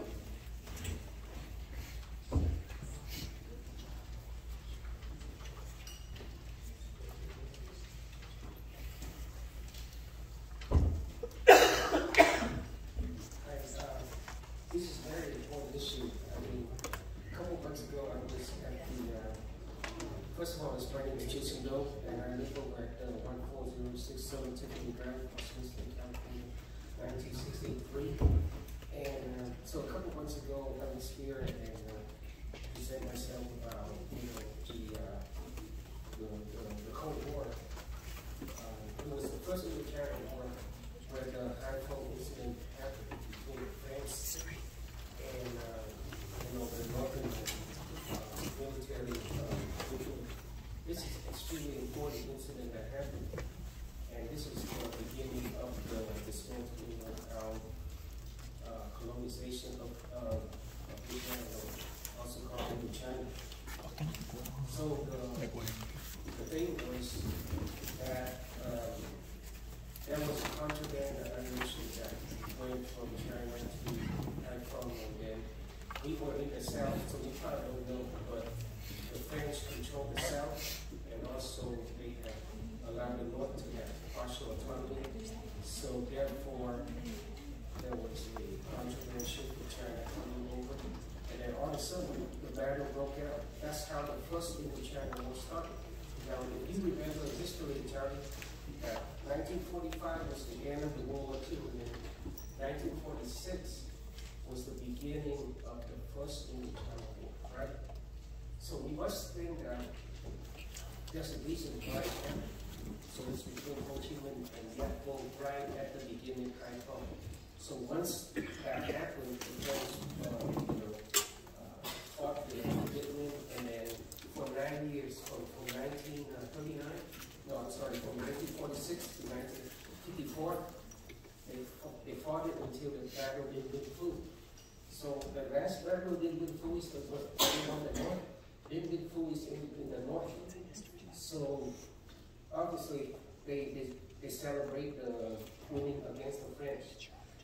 So 1954 was the end of the First Indochina War, and then the beginning of the second Indochina War. It's also called the Cold War. Okay, so in 1954, that's when American troops come in, and we have been appointed as the president of the South Vietnamese at the time. And then also, John F. Kennedy was the president at the time.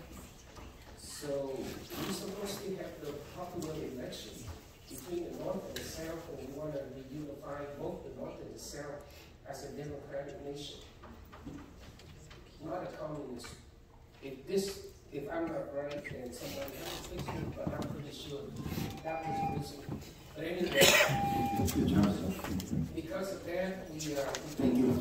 so they decided to put this through. Sir, your time is up. Please, your time is up. So how do you feel about it? Next. Thank you. Speaker is Tammy Hamill.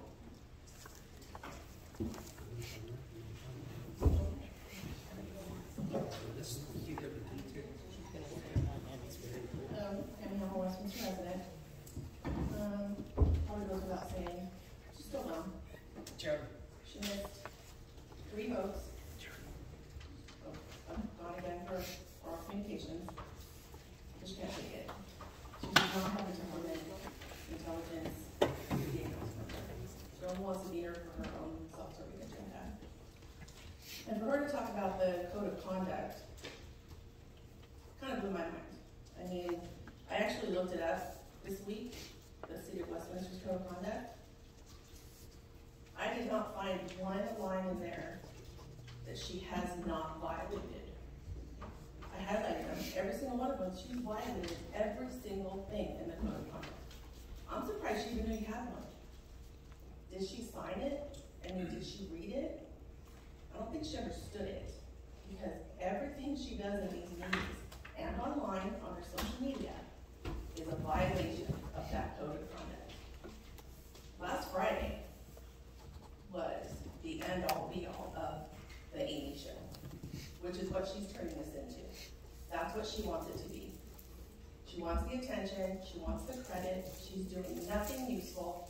Now she's slandering other council members, dangerously slandering them. Not only has she called residents, called me pedos, which I asked her about that proof that I sent her and she called me crazy. She was talking to 2 other people about getting credit for the Jane Fonda issue. I asked her if that's what that was about. She said I was a stalker. This is what she does. This is what we see up here. It gets worse outside. I can't even imagine what goes on behind closed doors with city staff. I can't imagine what they have to deal with. If this is what we see in public from her, she needs to be censured.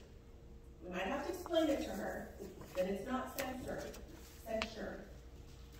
Something has got to be done about her.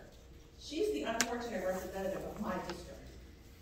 She won't even have another meeting with me. The first meeting I had with her, 7 minutes, because she couldn't take it. I was asking her about things that she posted online, answering for them, taking accountability. She didn't even know what's in Indian Village. I don't live in Indian Village. She asked me that 3 times. She has no business being on this council. She does nothing. She's getting dangerously close to getting people hurt with the things that she puts online, the things that she agrees with and laughs at that other people put online. Is it going to take someone getting hurt because of her actions for you to do something? Or, Chris, what is it going to take for you to say something, to really do something about what she's doing? Is it going to take someone getting hurt? Because I think, honestly, that's what she wants. She wants to be in the news, and she wants to be on social media.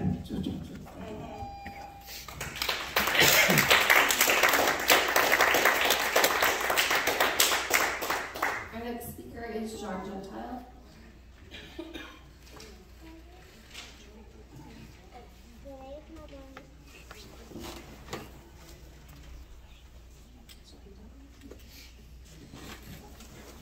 Hello, council members, city staff.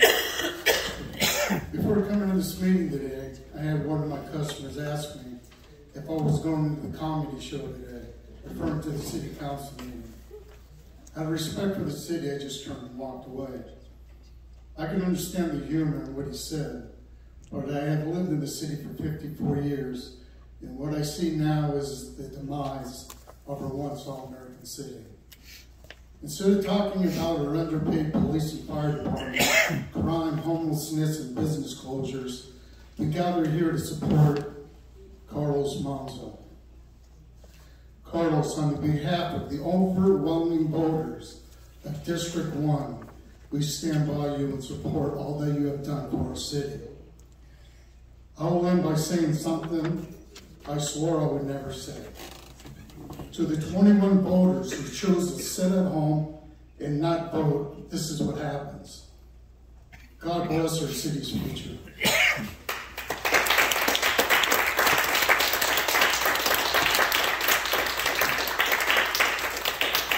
Our next speaker is Gigi.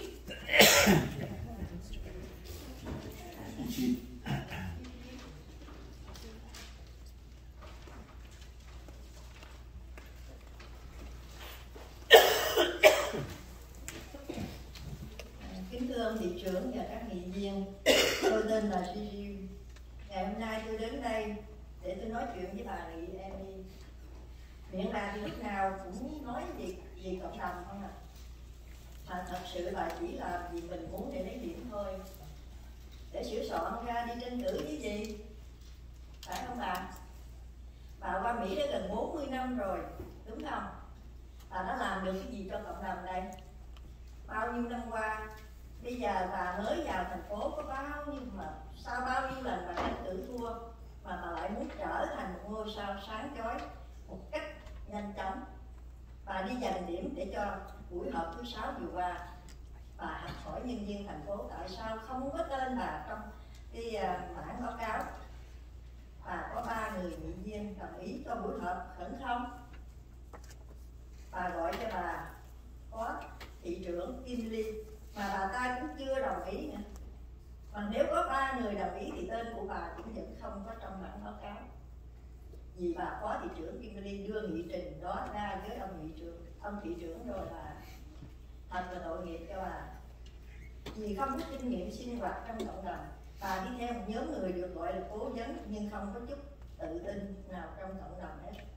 Trên thực tế, bà giao du với nhóm người thích gây rối. Rồi những người này dẫn bà đi sai đường hướng. Và lần này bà đã đi quá xa rồi bà.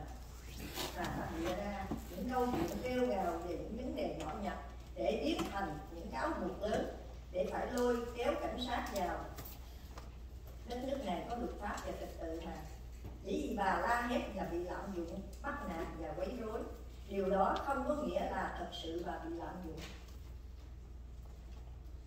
Bắt nạt và quấy rối, không phải ai cũng tin bà và tất cả mọi người đều vô tội, cho đến khi được chứng minh là có tội. Tôi hy vọng sự thật sẽ được thôi bà xứng đáng với danh hiệu nữ của hạt nói láo và là kẻ gây rối cho hội đồng thành phố này. Hãy trưởng thành và hành động và có trách nhiệm hơn đi. Bà đúng là một sự xấu hổ cho cộng đồng người Việt. Bà thường xuyên nói lắm, nói thêm, dựng chuyện. Bà không sợ bị trời trồng sao? Và bị ác khẩu sao? Bà cứ dây tội ác khẩu đi bà. Trân trọng kính chào. Xin cảm ơn. Good evening, Mayor Nguyen and council members. My name is Gigi Vo, and I come here today to talk to Councilwoman Amy. You always claim you are about serving the community, but in fact, you only do it for yourself and want to get credit. For what? To prepare to run for the next election? You've been in the country for nearly 40 years, isn't it? What have you done for the community over 40 years? You barely won the last council election after so many lost elections, and you want to become a bright, shining star so quickly? You want to claim credit for last Friday's special meeting? You asked city staff why your name was not included in the report? Do you have 3 council members who agreed to call a special meeting? You called Vice Mayor Kimberly, and she didn't agree. And even if council members agree, your name will not be on the report because Vice Mayor Kimberly Ho brought up the agenda item and the mayor seconded it. Unfortunately for you, you hang out with this group of so-called advisors who don't have the credibility in the community. In fact, you hang out with a bunch of troublemakers who lead you in the wrong direction, and this time you went too far. You made up stories and cried wolf about small matters to turn into major accusations that involve the police. This country has law and order. Just because you scream abuse, bullying, and harassment doesn't mean that you were actually abused, bullied, and harassed. Not everyone believes you, and everyone is innocent until proven guilty. I do hope the truth will come out, and it has. You deserve the title Doctrina Queen and Troublemaker for this council and this city. Grow up and act responsibly. You are an embarrassment to the Vietnamese community.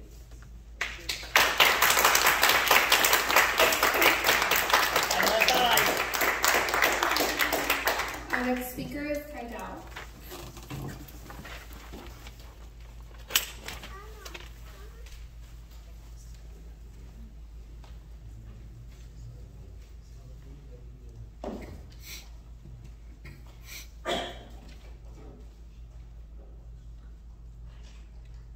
Good evening, everyone. Well, I wish we would have more time to discuss about this issue. I'm not here to defend you or to denounce you, Councilmember Carlos Manzo. I'm here to speak to the so-called mayor regarding background, how he runs the city meeting. Many times before, I guess people, some even a YouTuber criticized me and then blamed me. He said probably because I came up here or come up here often and calling him stupid, that gave reason for the mainstream media to write article about our city and labeling what Westminster as a joke, laughing stock, high school bickering, and it's been a shame for us all. Circuit that, and Vietnamese it's called like a fish market. Reason being, I wish you guys would, Mr. City's attorney, unintended. I meant no offense, no disrespect. But I hope that you would educate them, sit them all down to explain the law to them, so that in the future, if someone filed a complaint, they wouldn't have to file a complaint against your firm or yourself or not educate them about their role. Like I said, I don't know if he's stupid or he just have to do it to instruct people that criticize them. But being a referee, before you blow the whistle, you have to know the rules. And you have to be just and fair. Doesn't mean that just because you have to hit the gravel that you just keep pounding it. I sound like a monkey in soup. Because respect has to be earned. You didn't earn my respect. I shouldn't call you stupid or barbaric. You're un-American. You're supposed to represent us, American citizens, an American city. Act like an American.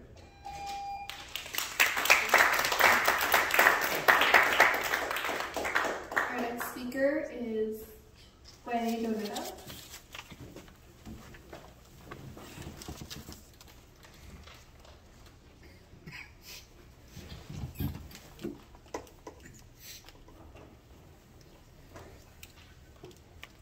Chào thị trưởng và các thành viên.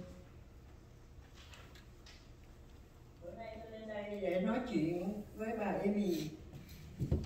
Chắc bà nhớ tôi ha. Bà nhớ không? Chắc là nhớ hay là quên rồi. Qua cầu Đức Giá. Bà đi ra bên ngoài bà họp báo, bà đưa những tin tức từ những buổi họp của thành phố kính, bà đem ra những cái gì mà kính của city, bà đưa ra như vậy, bà có làm đúng không? Bà ngồi trên cái ghế đó, bà phải biết cái luật, đúng không?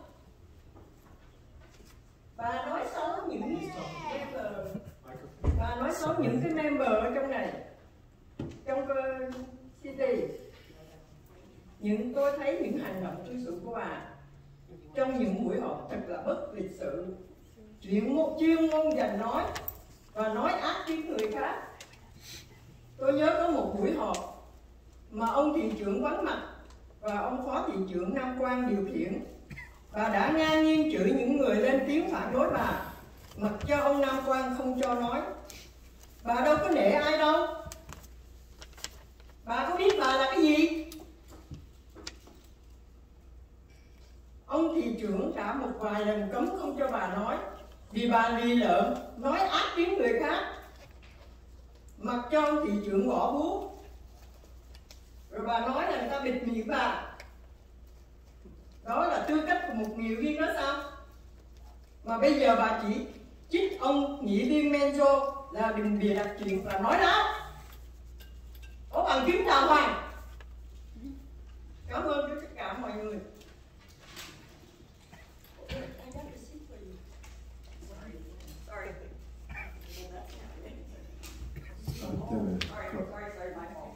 Okay, Councilwoman West, you go on YouTube and talk about info from closed session meetings. You are breaking the law. You know that? You spoke badly about other council members, while I found your behavior in council meetings to be impolite. I remember a meeting when the mayor was absent and Vice Mayor Nam Kwan Wen then conducted the meeting. You blatantly cursed those residents who spoke against you. Even Nam Kwan couldn't control you. You always demand respect, but you don't respect anyone else, including the mayor. Now you accuse Councilmember Manzo of harassing you. You should not cry wolf and you should not lie.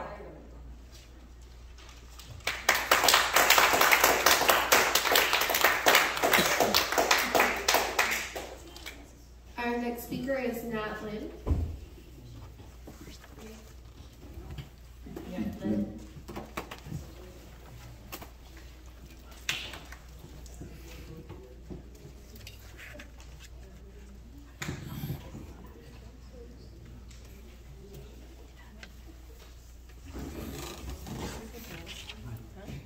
Thưa Hội đồng thành phố, tôi là Nhật Linh ở địa hạt 3 Westminster.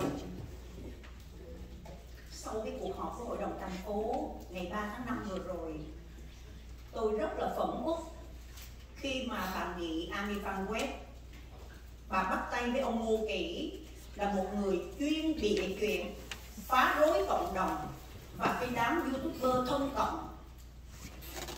Bà tổ chức vài cuộc, bà gọi là họp báo, nhưng mà tôi cho rằng cái đó không phải họp báo, bởi vì những người đó không có phải là những người có trình độ để làm truyền thông.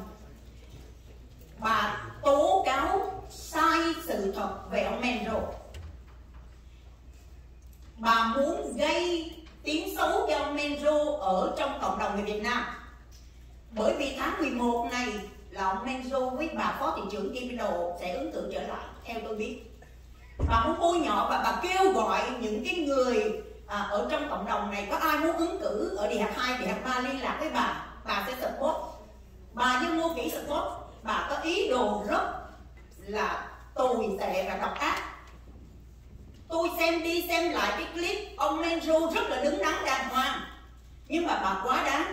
Và tôi cho rằng cái việc mà bà phó thị trưởng Kimberly Hồ và ông thị trưởng, hai người đưa ra cái đồng đó rất là đúng cái quy chế của Hội đồng thành phố. Không có lý do gì mà đòi tên bà vô. Vì bà muốn nhanh nhưng mà bà đi sai quy trình, sai quy chế của Hội đồng thành phố này. Mà bà đi ra làm, bà nói cả cái hội đồng này là hãm hại bà. Và bà focus vô ông Menzo. Tôi cho đó là hành động độc ác. Thêm một điều nữa, Chính vì cái cuộc họp đó bà đòi cái văn bản thành phố là phải có cái chữ despicable, là khinh bỉ cái hội đồng giám sát của LA, mà một cái văn bản của hội đồng thành phố không thể nào dùng cái từ như vậy, mà cả hội đồng người ta đều không đồng ý. Bà vẫn nói là bà muốn go big or go home thì bà nên go home. Đúng. Mà trong khi đó ngày hôm qua bà có 1 phút để phát biểu ở trong hội đồng thành phố LA. Bà có dám nói từ đó không? Bà là một kẻ hèn nhát. Bà chỉ lừa bịp cộng đồng Việt Nam. Tại sao bà có 1 phút phát biểu trong cộng đồng LA bà không nói từ này? Cho nên tôi muốn nói điều này nè. Bà đừng có làm gây xáo trộn giữa cộng đồng các sắc dân trong thành phố Westminster. Bởi vì theo tôi biết, ông Menzo là người nghị viên duy nhất của cộng đồng người Mễ trong hội đồng thành phố này. Chính bà mới lôi kéo những người Việt Nam bôi nhọ ông Menzo. Bà coi chừng bà tạo nên rối loạn giữa các sắc dân trong thành phố. Xin mời. My name is Matt Lynn. I want to talk to Councilwoman West's actions from the special meeting last Friday. During the meeting, she kept repeatedly asking the council to change the language of the resolution to announce the County of LA Supervisor's action about Jane Fonda Day. You want to use the word despicable instead of inappropriate, which no one else in this council supported, which you call your mayor and other council members weak. What a joke. When yesterday you called into LA County Supervisor meeting, you called in and spoke for a minute. You didn't dare use the word despicable. You are just all talk and no action. You are a coward, and for even praising the LA Supervisors, keep doing the good job. Your advisor, Mr. Noki, is a liar who likes to make up story and troublemaker with a loud mouth. I want to condemn your immoral, cruel, and ugly actions towards Council Member Manzo. The mayor and the other council members need to stop her deceitful and fabricated accusations towards everyone else in this council. You are a shameful and an embarrassment to this council and this city.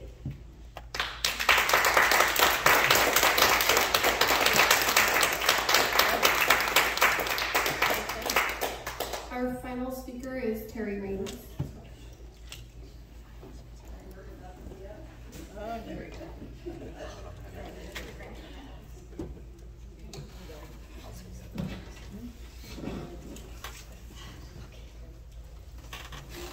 Despicable, immoral, contemptible, reprehensible, abhorrent, heinous, unscrupulous, repulsive, sadistic, deplorable, disrespectful, evil, narcissistic, moronic, worthless, pathological liar, nefarious, wretched, obtuse, all accurate descriptives of the character and actions of Amy Fan West. Penal Code 148.5, making a false police report. Civil Code 45, libel, a published false written statement damaging someone's reputation.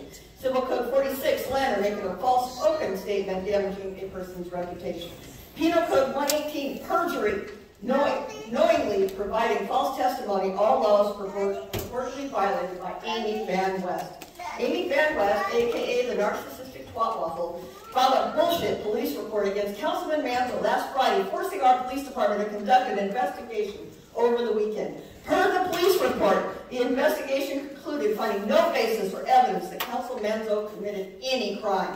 Eyewitness accounts, including my own, and voluminous video and written evidence support that finding. But West didn't stop there. She held several press conferences in the Vietnamese media continuing to lie and slander Councilman Manzo. Perhaps the PD needs to investigate Amy's criminal behavior against Councilman Manzo and City Manager Corden. Amy, you have called me a liar, thief, and bully from the dais. But look in the mirror, biatch. This full-blown narcissistic collapse of yours is truly pathetic. Lashing out at others and fabricating stories that you're a victim? Classic signs. Listen up, Amy. We are compiling voluminous, incriminating evidence against you. And you can mark my words. We will eventually take you down. You can bank on that.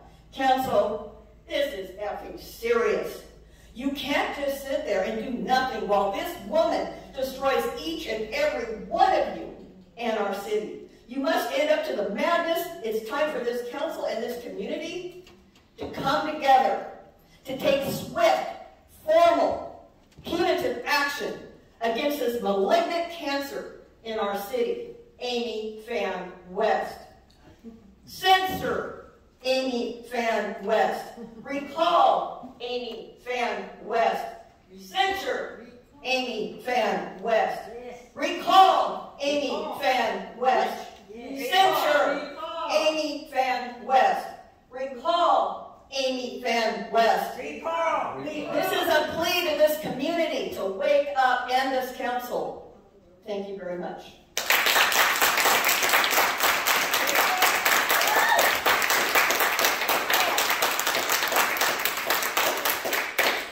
Mayor, I have no further speaker cards. All right, thank you very much. Thank you all for coming out and voice your opinions. The next items is, I'd like to close the oral communication at this time. Next is comment from the City Council agency members. I first want to call for Council Member Amy Fan West. Thank you, Mr. Mayor. Thank you for everyone for coming. Thank you for our staff for working so hard. It is 8:30 p.m. already, and you know, I do hear some of your concerns, and you know, I understand that you know you guys have concern, but you guys have not looked. I feel like you guys coming out. I am the victim. You guys are Carlos and brought these people out to basically harass me, and it's thank you, Mr. Mayor. I have the floor. Thank you. So, you know, the other thing that was sent to me today was that I want to bring this to the attention is that, let me read this out for you guys so you guys can see it. Quý vị thấy là Nam Quang cũng trốn mình bây giờ mới ra, nhưng mà hôm sau mình cũng chưa cần phải tống đạt cái giấy. Westminster Buzz News and Community Discussion. Urgent. This is a day ago. Urgent breaking news. Amy Fan West fell a bullshit. I'm reading word by word. Police report against Carlos Menzo on Friday. An initiate investigation was conducted over the weekend. This community must come out and show their support for Carlos and Christina at Wednesday meeting. This is an opportunity for council members, staff, and public to unite against the cancerous waffle. And this has been a rough weekend for many of us. I spent solid 48 hours searching for evidence and dealing with this issue, and also the closed session agenda item for City Manager Christine Gordon performance evaluation that she initiated. I was trying to do the right thing to not make this public, hoping Carlos Menzo would receive an official notification that the initial investigation has concluded, finding insufficient, no evidence of wrongdoing on the part of Carlos Menzo, but it seems that may not come today, so screw it. I'm going to going public with it too. Sorry, Chief Darren Lenye. Amy Ngoki made it public yesterday. So basically, this is a day ago. How did Terry Rain on Westminster Buzz know that the conduct investigation was insufficient, no evidence of wrongdoing? I can show proof today. Christine Gordon texted me, FYI, read your email for instruction. Police report is ready for you at 11:21. That she texted me. And then this morning, and I go, thank you, I'm heading over to the Westminster PD at 11:34. So I don't know how it's leaked out. It's my report that I filed, but how did Terry Rain got the information? And I didn't know about it until today at 11 a.m. So this was put yesterday already on Terry Rain website, that the investigation has concluded, finding insufficient, no evidence of wrongdoing in the part of Carlos Menzo. So that's something we have to talk. I want to bring the trust of the community to our Westminster government, the staff, and also the council and mayor. But with this, I feel like something has leaked out, and I wasn't even informed until today at 11 something of the report. So therefore, there's something wrong. There's something not correct. and I want it to be investigated. I want the public and the city attorney to look into it, because this is not right. How did Terry Ring knows about this report yesterday, a day ago, and I just found out today at 11 a.m. in the morning? That's something I asked the city attorney to investigate. And then also,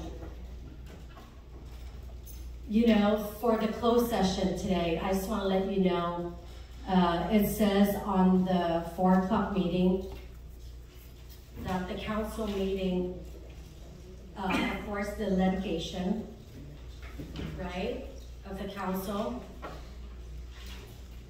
That's number 1. Number 2 is the public employment performance evaluation city manager. So in the email, Christine texted me regarding the Jane Fonda on May 3rd.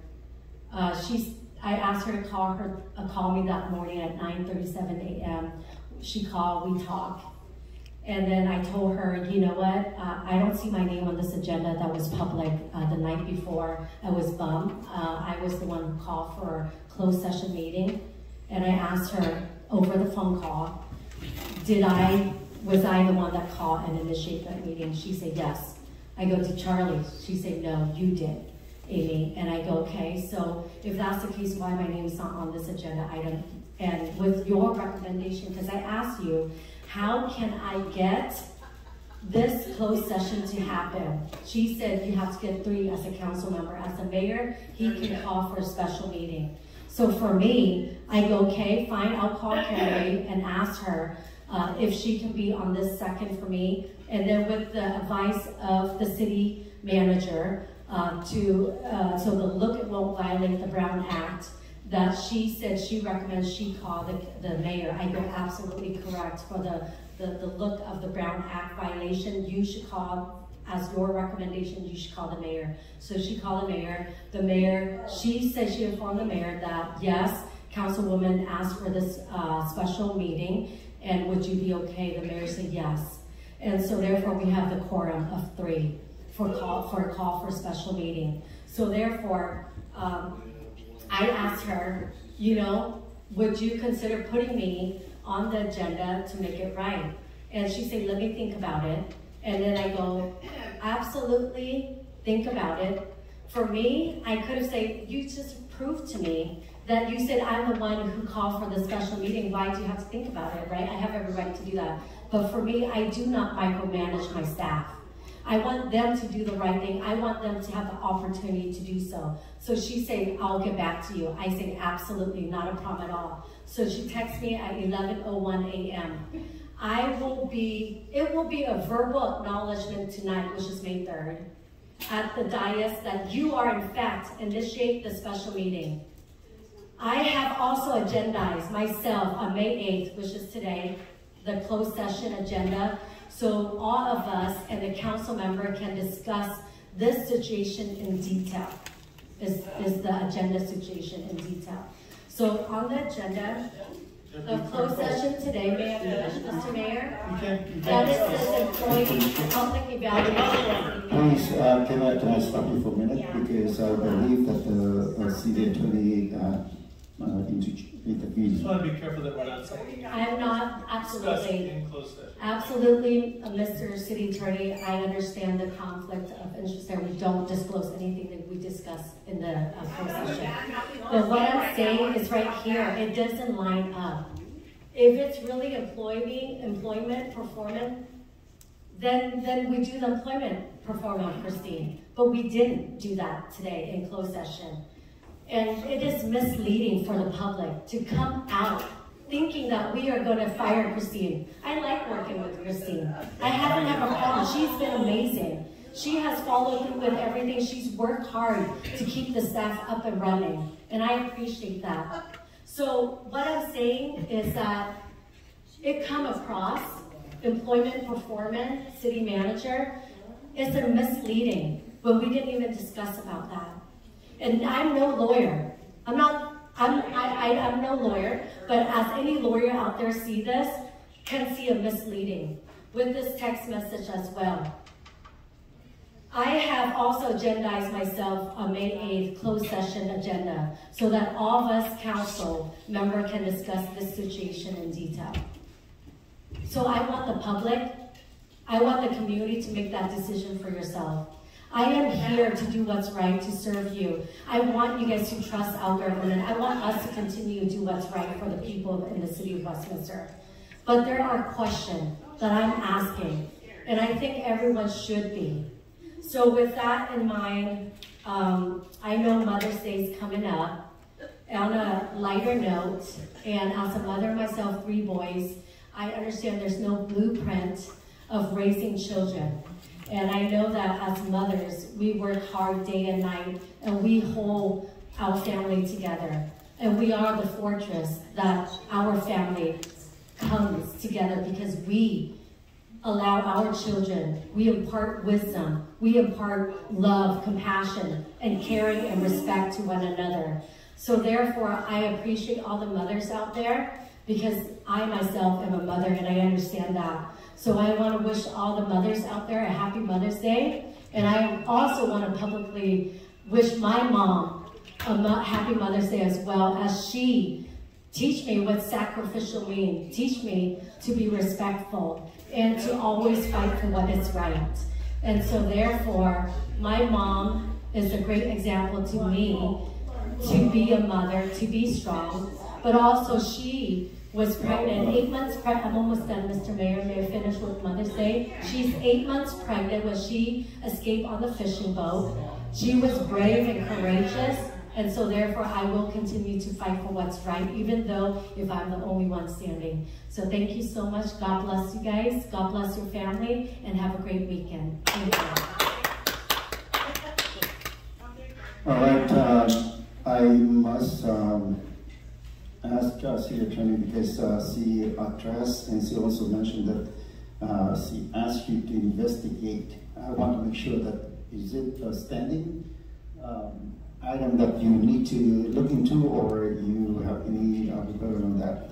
Also, I would like to see if the city manager have anything to respond, because something that I see is not respond in the way that it is supposed to be.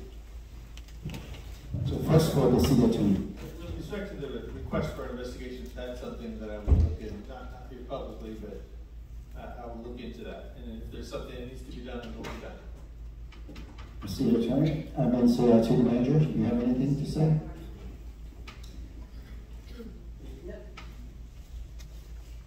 I actually have quite a bit to say, sir, but at this time, I'd rather reserve that for closed session, as if we would take that Thank you closed very session. much. Next is Council Member Menzo. Thank you, Mayor. First, I'd like to make I'm pretty disappointed in the answer from the city attorney. The question that the mayor asked was to address the allegation the way that the closed session item was listed for city manager evaluation, and you didn't do a good job explaining why it was listed that way. So can you please explain to the community why that closed session item is listed the way it is? Yeah, I didn't understand that to be the question. I thought it was about a request for an investigation. She was asking about investigation. For your question, yes, I mean, it was listed properly. That's the proper format for having discussions about such things. I don't want to go into the content of it, but that is the proper listing. And under that listing, what type of items why is that listing, and what concludes, what criteria does that fall under as far as what that covers? Well, the council has two employees that it's responsible for: city attorney and city manager. And so when you list that for evaluation under state law, there's very limited things to list. For evaluation, that involves basically how is that person performing their duties, and the interaction between the council and that employee. And so that kind of encompasses all kinds of things when you're talking about the city manager. How are they doing their job with respect to police department, public works department, all these other things that may come into play in terms of getting the council and city manager relationship in proper order. So it's a very broad category. Evaluation encompasses the entire aspect of what it means for the city manager to do their work. And does it also include just issues issues between the city manager and issues she needs to discuss with the council? Is that part? Is that yes? Because that criteria? Again, as the council's employee or the employee that's hired by the council, there's a lot of interaction that needs to take place between them, and so that would be a proper place to discuss how and when, in what manner, you know. So communication happens. Since you oversaw and approved the agenda item, and with your calculations, that was the proper way to list it? Yes, that was the proper way to list it. So the issues that Councilmember West brought up are not valid, they're not justified, saying there's something wrong with them? Well, there's nothing wrong with respect to the way it was listed and the discussion that took place. Okay. Thank you for answering that. First, I want to start with thanking our great staff for everybody. This was a total staff effort, team effort from all the departments, police department, public works, all the staff for putting together a beautiful Black April event. It was well attended, well covered, and a very moving event that really hit home with a lot of the community. And we had a lot of veteran presence, American Vietnam veterans and Vietnamese veterans as well. So thank you, staff, again, for another great job putting that together. And I saw that it was even better because we also had an airplane flying overhead and with the banner. So that was beautiful, something we haven't had in the past. And we've also had some extra decorations with the banners going across the park that also added. It was really well done. So thank you, and thank you. I'm sure the mayor was helpful in that as well. So thank you, Mayor, for your help on that as well. Next, I want to make sure that we all get out there and thank our mothers and really celebrate our mothers for this Mother's Day weekend. Something that we must do and appreciate them, not just on Mother's Day, but every day, to appreciate them and what they do for us. And wives, I know my wife, she does a lot for me, so thank you. Make sure that you guys are well celebrated a weekend and put your feet up and enjoy your family. Your family is that company. Next, I have to, I mean, I hate this. If you guys know me by now, I hate circuses, I hate drama. That's something that we have a lot of more important things to do here in the community. But I have them, I need to address them. I wasn't out there in the medias or the YouTubes or whatever talking about this issue and spreading propaganda because I want to make sure the police department did their job without interference, without being talked about, let them conclude what they got to do. So I'm going to make sure that I didn't address anything until that they did their job and it was done. I don't want to be out there slandering anybody and saying that the police department is not getting to their job, because we know our police department does a great job and they make sure they do everything by the book. As far as that the issue that Councilmember West brought up about the Facebook, to me it sounds that particular, in this case Ms. Rain, that's her opinion. That's her opinion as far as what she thinks what the outcome would be. And as far as where she got the information, I'm assuming she got that information from Ms. West and the gentleman that she was doing all the interviews with. So she's the one that was out there talking about the issue. So I'm assuming that's where you got the information. Nobody knew what the outcome of the investigation until it was complete. And as she mentioned, we didn't get we got an email from our city manager informing us that it was concluded. So that's when myself, I went there after work to get a copy of it myself. And like I said, to those folks who were calling me with their support, in the end, the truth always comes out. So I wasn't worried about it because I know that I didn't do anything wrong. I know in my heart that I didn't do anything wrong. And people who know me, I'm pretty sure you know me by now, what kind of person that I am. But I need to just read this because I want to make sure that I covered all the bases. I want to keep it short because I'm not about drama. I don't want this to keep dragging out. This is not good for our community. But it was something that I felt at the time that somebody had to say something. Because this has gone on way too long. So let me just bear with me and let me read this. Try to keep it real quick. So I want to address the events following the special meeting held on Friday, May 3rd, 2024. Those who have attended our meetings or observed them know that Councilmember West has consistently shown disrespect toward the mayor, fellow council members, and residents during council meetings and community events. Unfortunately, this pattern persisted during last Friday's meetings. Councilmember West's relentless pursuit of seeking credit and having her name on agendas that she did not initiate knows no bounds. She continues to disrupt our council meetings, leaving the dais to interact with the public while meetings are still underway. After the meeting adjourned, as I was stepping off the dais, I expressed to Councilmember West that her behavior was disrespectful and did not align with the values instilled by her parents. Contrary to her claim, I neither touched nor blocked her in any way, as she was stationary at the dais while collecting her belongings. My remarks were brief and non-confrontational.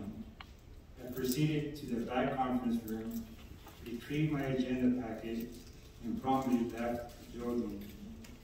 Councilmember West's subsequent email to the city manager, city attorney, and police chief is entirely fabricated and filled with lies.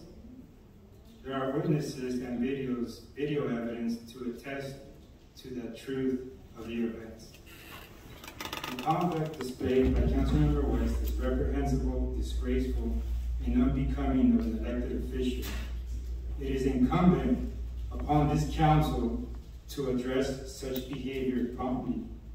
We cannot afford to tolerate this any longer. I urge the mayor and my fellow council members to address this matter without delay. Our focus should be on the city affairs, and we must work collaboratively as a team to propel our city forward. And I know maybe you guys are tired of this, but this keeps sticking to me, and I read it before, but I'm going to read it again anyways. It says, there is no limit to the amount of good you can do if you don't care who gets credit. Now, that was from President Ronald Reagan, and I truly believe that as a council, in order for us to move forward, we cannot be obsessed with who gets credit for what. Our council's success is our staff's success. Our staff's success is our council's success. In the end, the ones that benefit from it is the residents. We must continue to act professionally and respect one another, and for sure respect the residents who voted for us in office. We owe it to all of you to conduct the business of the city, to act professionally up here, and to not continue to make a mockery of this council as Councilmember West continues to do.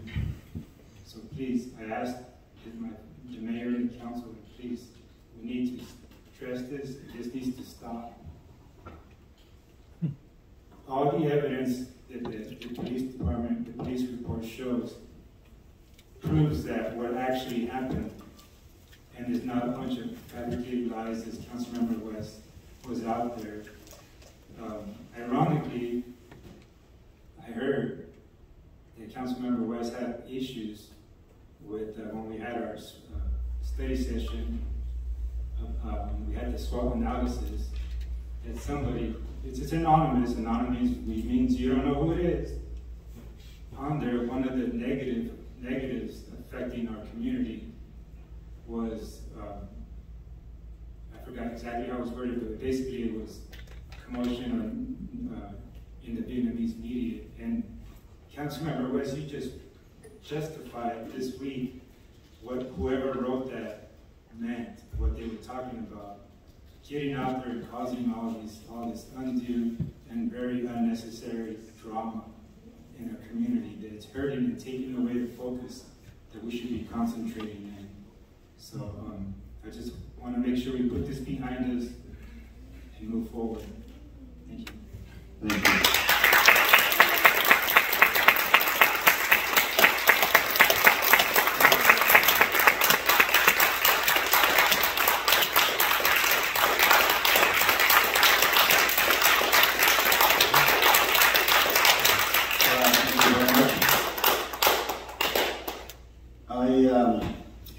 I let each council have enough time to address the problems or the issues that for over the last 3 days.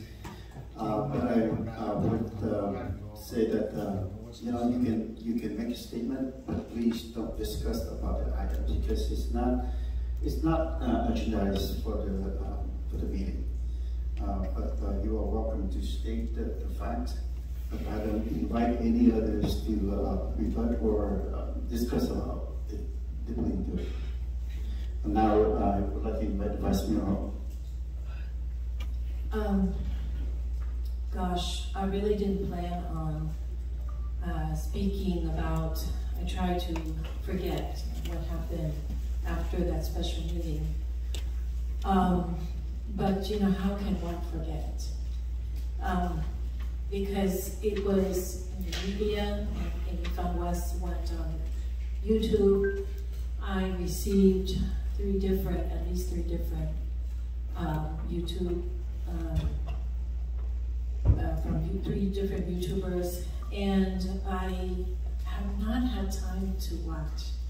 And people know me, I'm very, very busy, and I love what I do for the city. I only want to, bring, if I can,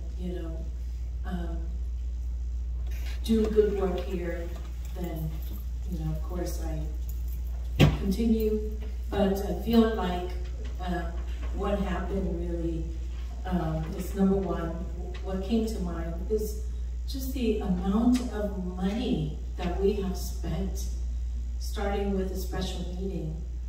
I think, the special meeting costs money, and if the special meeting was about the special meeting because it was a necessity, of course we can justify, but the special meeting was all about grandstanding, and it was so clear that it was to bring credit and to grandstand herself. I feel like another thing that comes to mind is my way or the highway, and it has been that way from day one. As I'm kind of quite analytical, I try to, not pay too much attention to a lot of things that may be considered as tantrums. And I try to be the bigger person, all that. But over the last year and a half, I have to say that what I observe are that there are 2 sets of rules. One for Amy Van West, the other for the rest of the council. And it needs to stop. And I think that we need to all look at that and figure out how we're going to put an end to that. Because it is not getting any better. You give someone a yard, she takes a mile, now she's taking thousands of miles. So I have to say, I have to recommend also that we step back and figure out, as adults, no one is going to win. I think it's going to hurt our constituents, our community, if this keeps going. We had a budget session today where we don't even have to see very far into the future, but within the next couple of years and so on, we will be at a deficit. We cannot spend enough time. We don't have enough time of the day to think of what to do to get. I'm sorry. Can I interrupt you for yes, a minute, please? But we are not going to go into yeah. discussion. If you have anything that you want to state the fact, go ahead and state. Thank I you. believe that Councilmember West is going to agendize this item next meeting already. Am I correct? Yeah. Okay, so we'll Thank you. next time we will Thank you very much. So I'd like to, that wasn't a prepared thing that I was going to say, just prompted by, you know, the people to my right and left. So I want to say that since the last meeting, I want to kind of bring you up to speed on what I've been up to. As I said, you know, if we're really concerned, as we all were concerned about the choice of April 30th as a day to honor or call it Jane Fonda Day, we were all very concerned. That was understood. And so I wanted to do something I felt was effective. And besides, you know, speaking to everybody from the dais, I felt that it was important for me to take a trip to LA, and especially to visit the LA County supervisors. And since a special meeting, I just want to read, because I prepared something really short. As last Friday, May 3rd, until now, the public has not been at peace. They've been lied to by a certain council member. I would like to restore the public's trust and normalcy by letting the people know the truth so that they're not continuously lied to, and so that staff could concentrate on doing good things for our city to move forward. Yesterday, Tuesday, May 7th, I went to address the Los Angeles County Supervisors at the Kenneth Kahn Hall of Administration at about 1 o'clock. I departed that morning at about 9 a.m. and got back to the OC at 4 p.m. I was allowed all that for 1 minute of speaking time. So, of course, after doing all that, I really appreciate all of you for coming out and addressing us. You know, every time we have a lot of regulars, especially Terry Raines, and in front of me, Ms. Hamill, for coming to address us. It was a quick, of course, it was a very quick speech. As a matter of fact, that was kind of my first time speaking there. I kind of felt like it was a coming home type of event for me. It was important for me to appear in person to convey my personal message to the supervisors, especially to Ms. Janice Hahn, whose father, the late LA supervisor Kenneth Hahn, who recognized me some years ago when I was in my early 20s. And I did state that I was not there on an official capacity, I was there on a personal capacity. As I said, I was trying to come up with ideas, things that we all can do as an individual, as a council member, we should do if we sincerely want them to change their mind, and not, you know, write things that might provoke them, like using words that from a certain dictionary that may provoke people to not going to change their mind. So I really wanted to let you know that, and I'm always you know, here to try to do good things. I try to put behind what, you know, the past is, you know, bygone be bygone. However, we do need time to, you know, work things out. Thank you so much. And one last thing is Happy Mother's Day to everyone.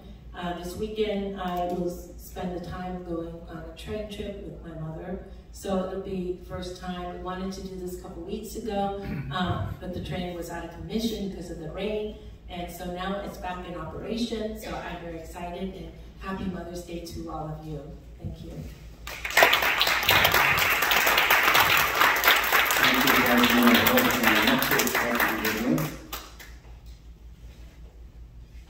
Thank you, Mr. Mayor. Wow.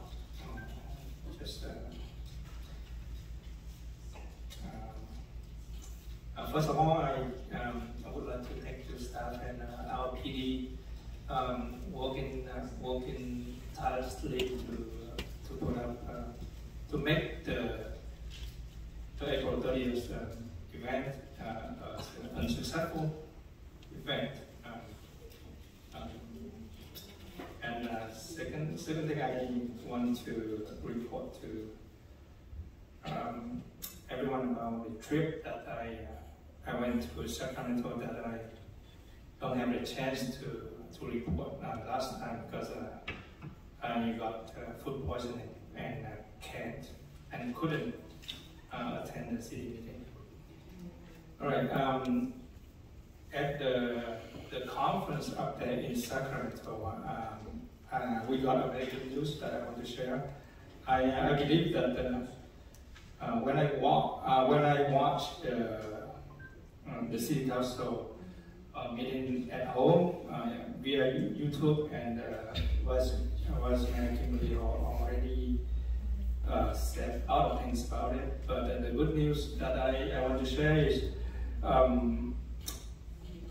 the legislatures up in Sacramento, they are going to work on stricter rules and policy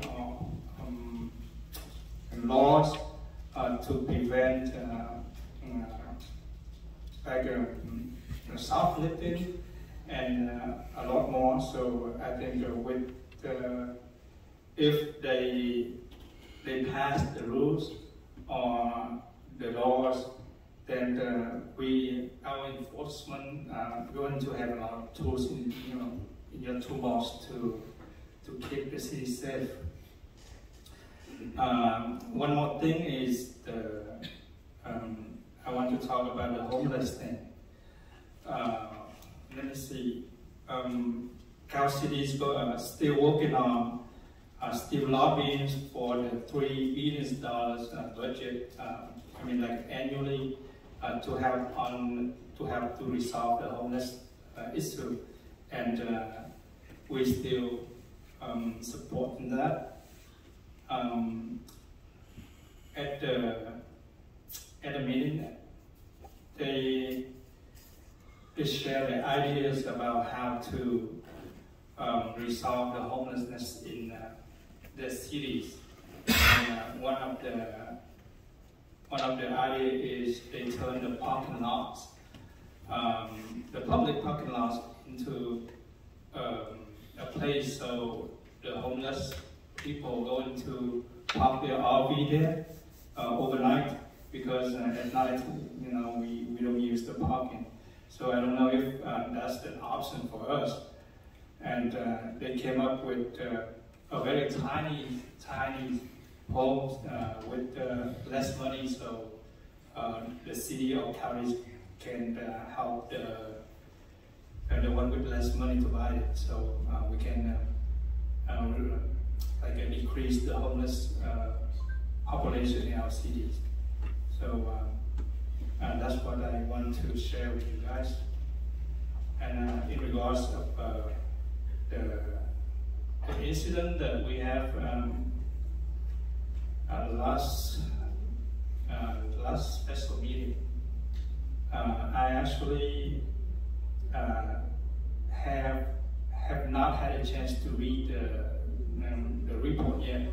So I'm not a judge here. I'm not going to talk about it until I read the report from the police, and I think I'm going to save it for our next meeting. Thank you, and you back. All right, thank you very much, Councilmember Binh. like I said before, I'm going to state the fact. And I hope that with the fact, it will die out, or it's not going to be continue to be an issues until the next meeting. But I just want to remind you guys all that after this, we'll have the closed session meeting, and then we'll come back out and adjourn the meeting. Report out in the adjourn meeting. Special meeting. I understand that Council Member Manzo mentioned the other day, we could work the items today, which I don't believe so. Because as a mayor, I was having a chance to talk to the city managers, working closely with her. I know that we have that heavy agenda, as you can see today. It's very heavy agenda. And if and you see that we have, you know that last meeting, the special meeting took almost 2 hours. And if we are going to have it into this meeting, it's going to be take long. Now, and we are going to take all night and we were here since 3 o'clock this afternoon. Now, as far as Ms. West, Councilmember West standpoint, I just want to let you know the fact is, you have to understand the policy that we have. Even, rest assured that I am the one who wants to call this meeting, and I mentioned it last time already, that May 8th is not going to be possible, and May 22nd is too long. And even you call for a special meeting, you can't have your name on it. Even you call for, you have the 3 council agree to this. It's not going to be stated on the staff report.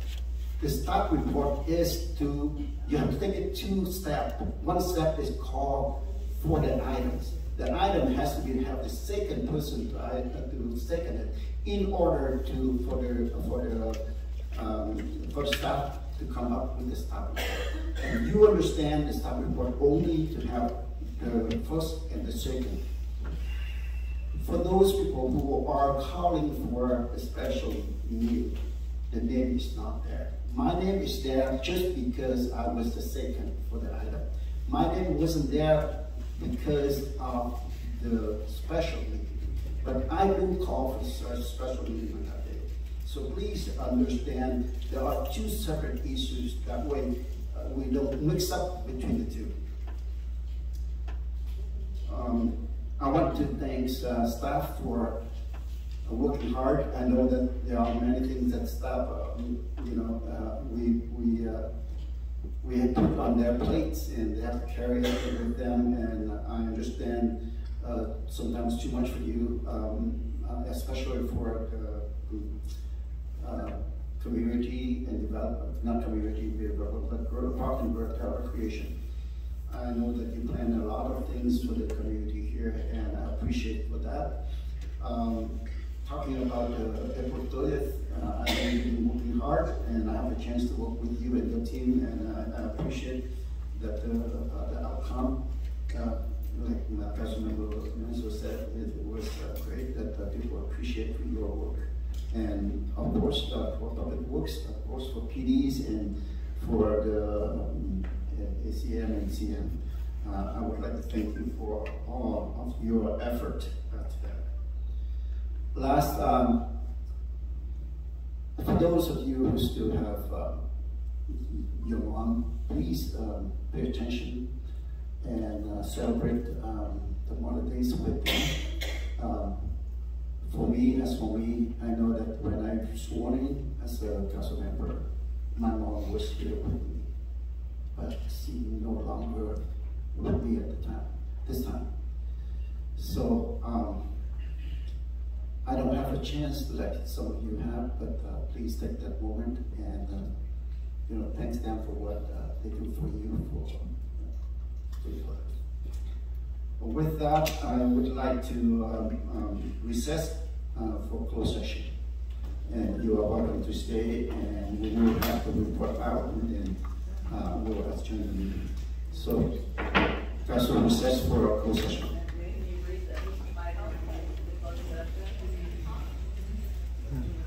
Yeah, it's a potential litigation for my trust.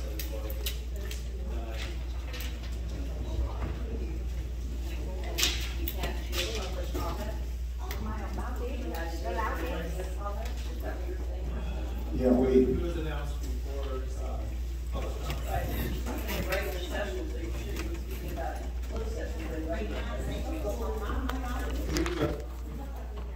yes, if we decided now, then we do have, but we decided we have actually brought it in at the beginning, then that's the case. So, rồi bây giờ họp kiến. Quay nè, thằng rẻ tiền, quay nè thằng rẻ tiền, nè, quay nè thằng chó nè. Ê, đừng có mất dạy nha, con khốn nạn. Thằng khốn nạn, thằng chó đẻ. Mất dạy.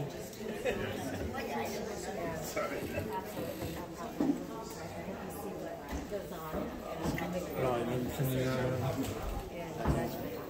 xin ngưng chương trình ở đây ha. Hẹn gặp lại các bạn trong những chương trình tới. Xin thân ái chào tạm biệt.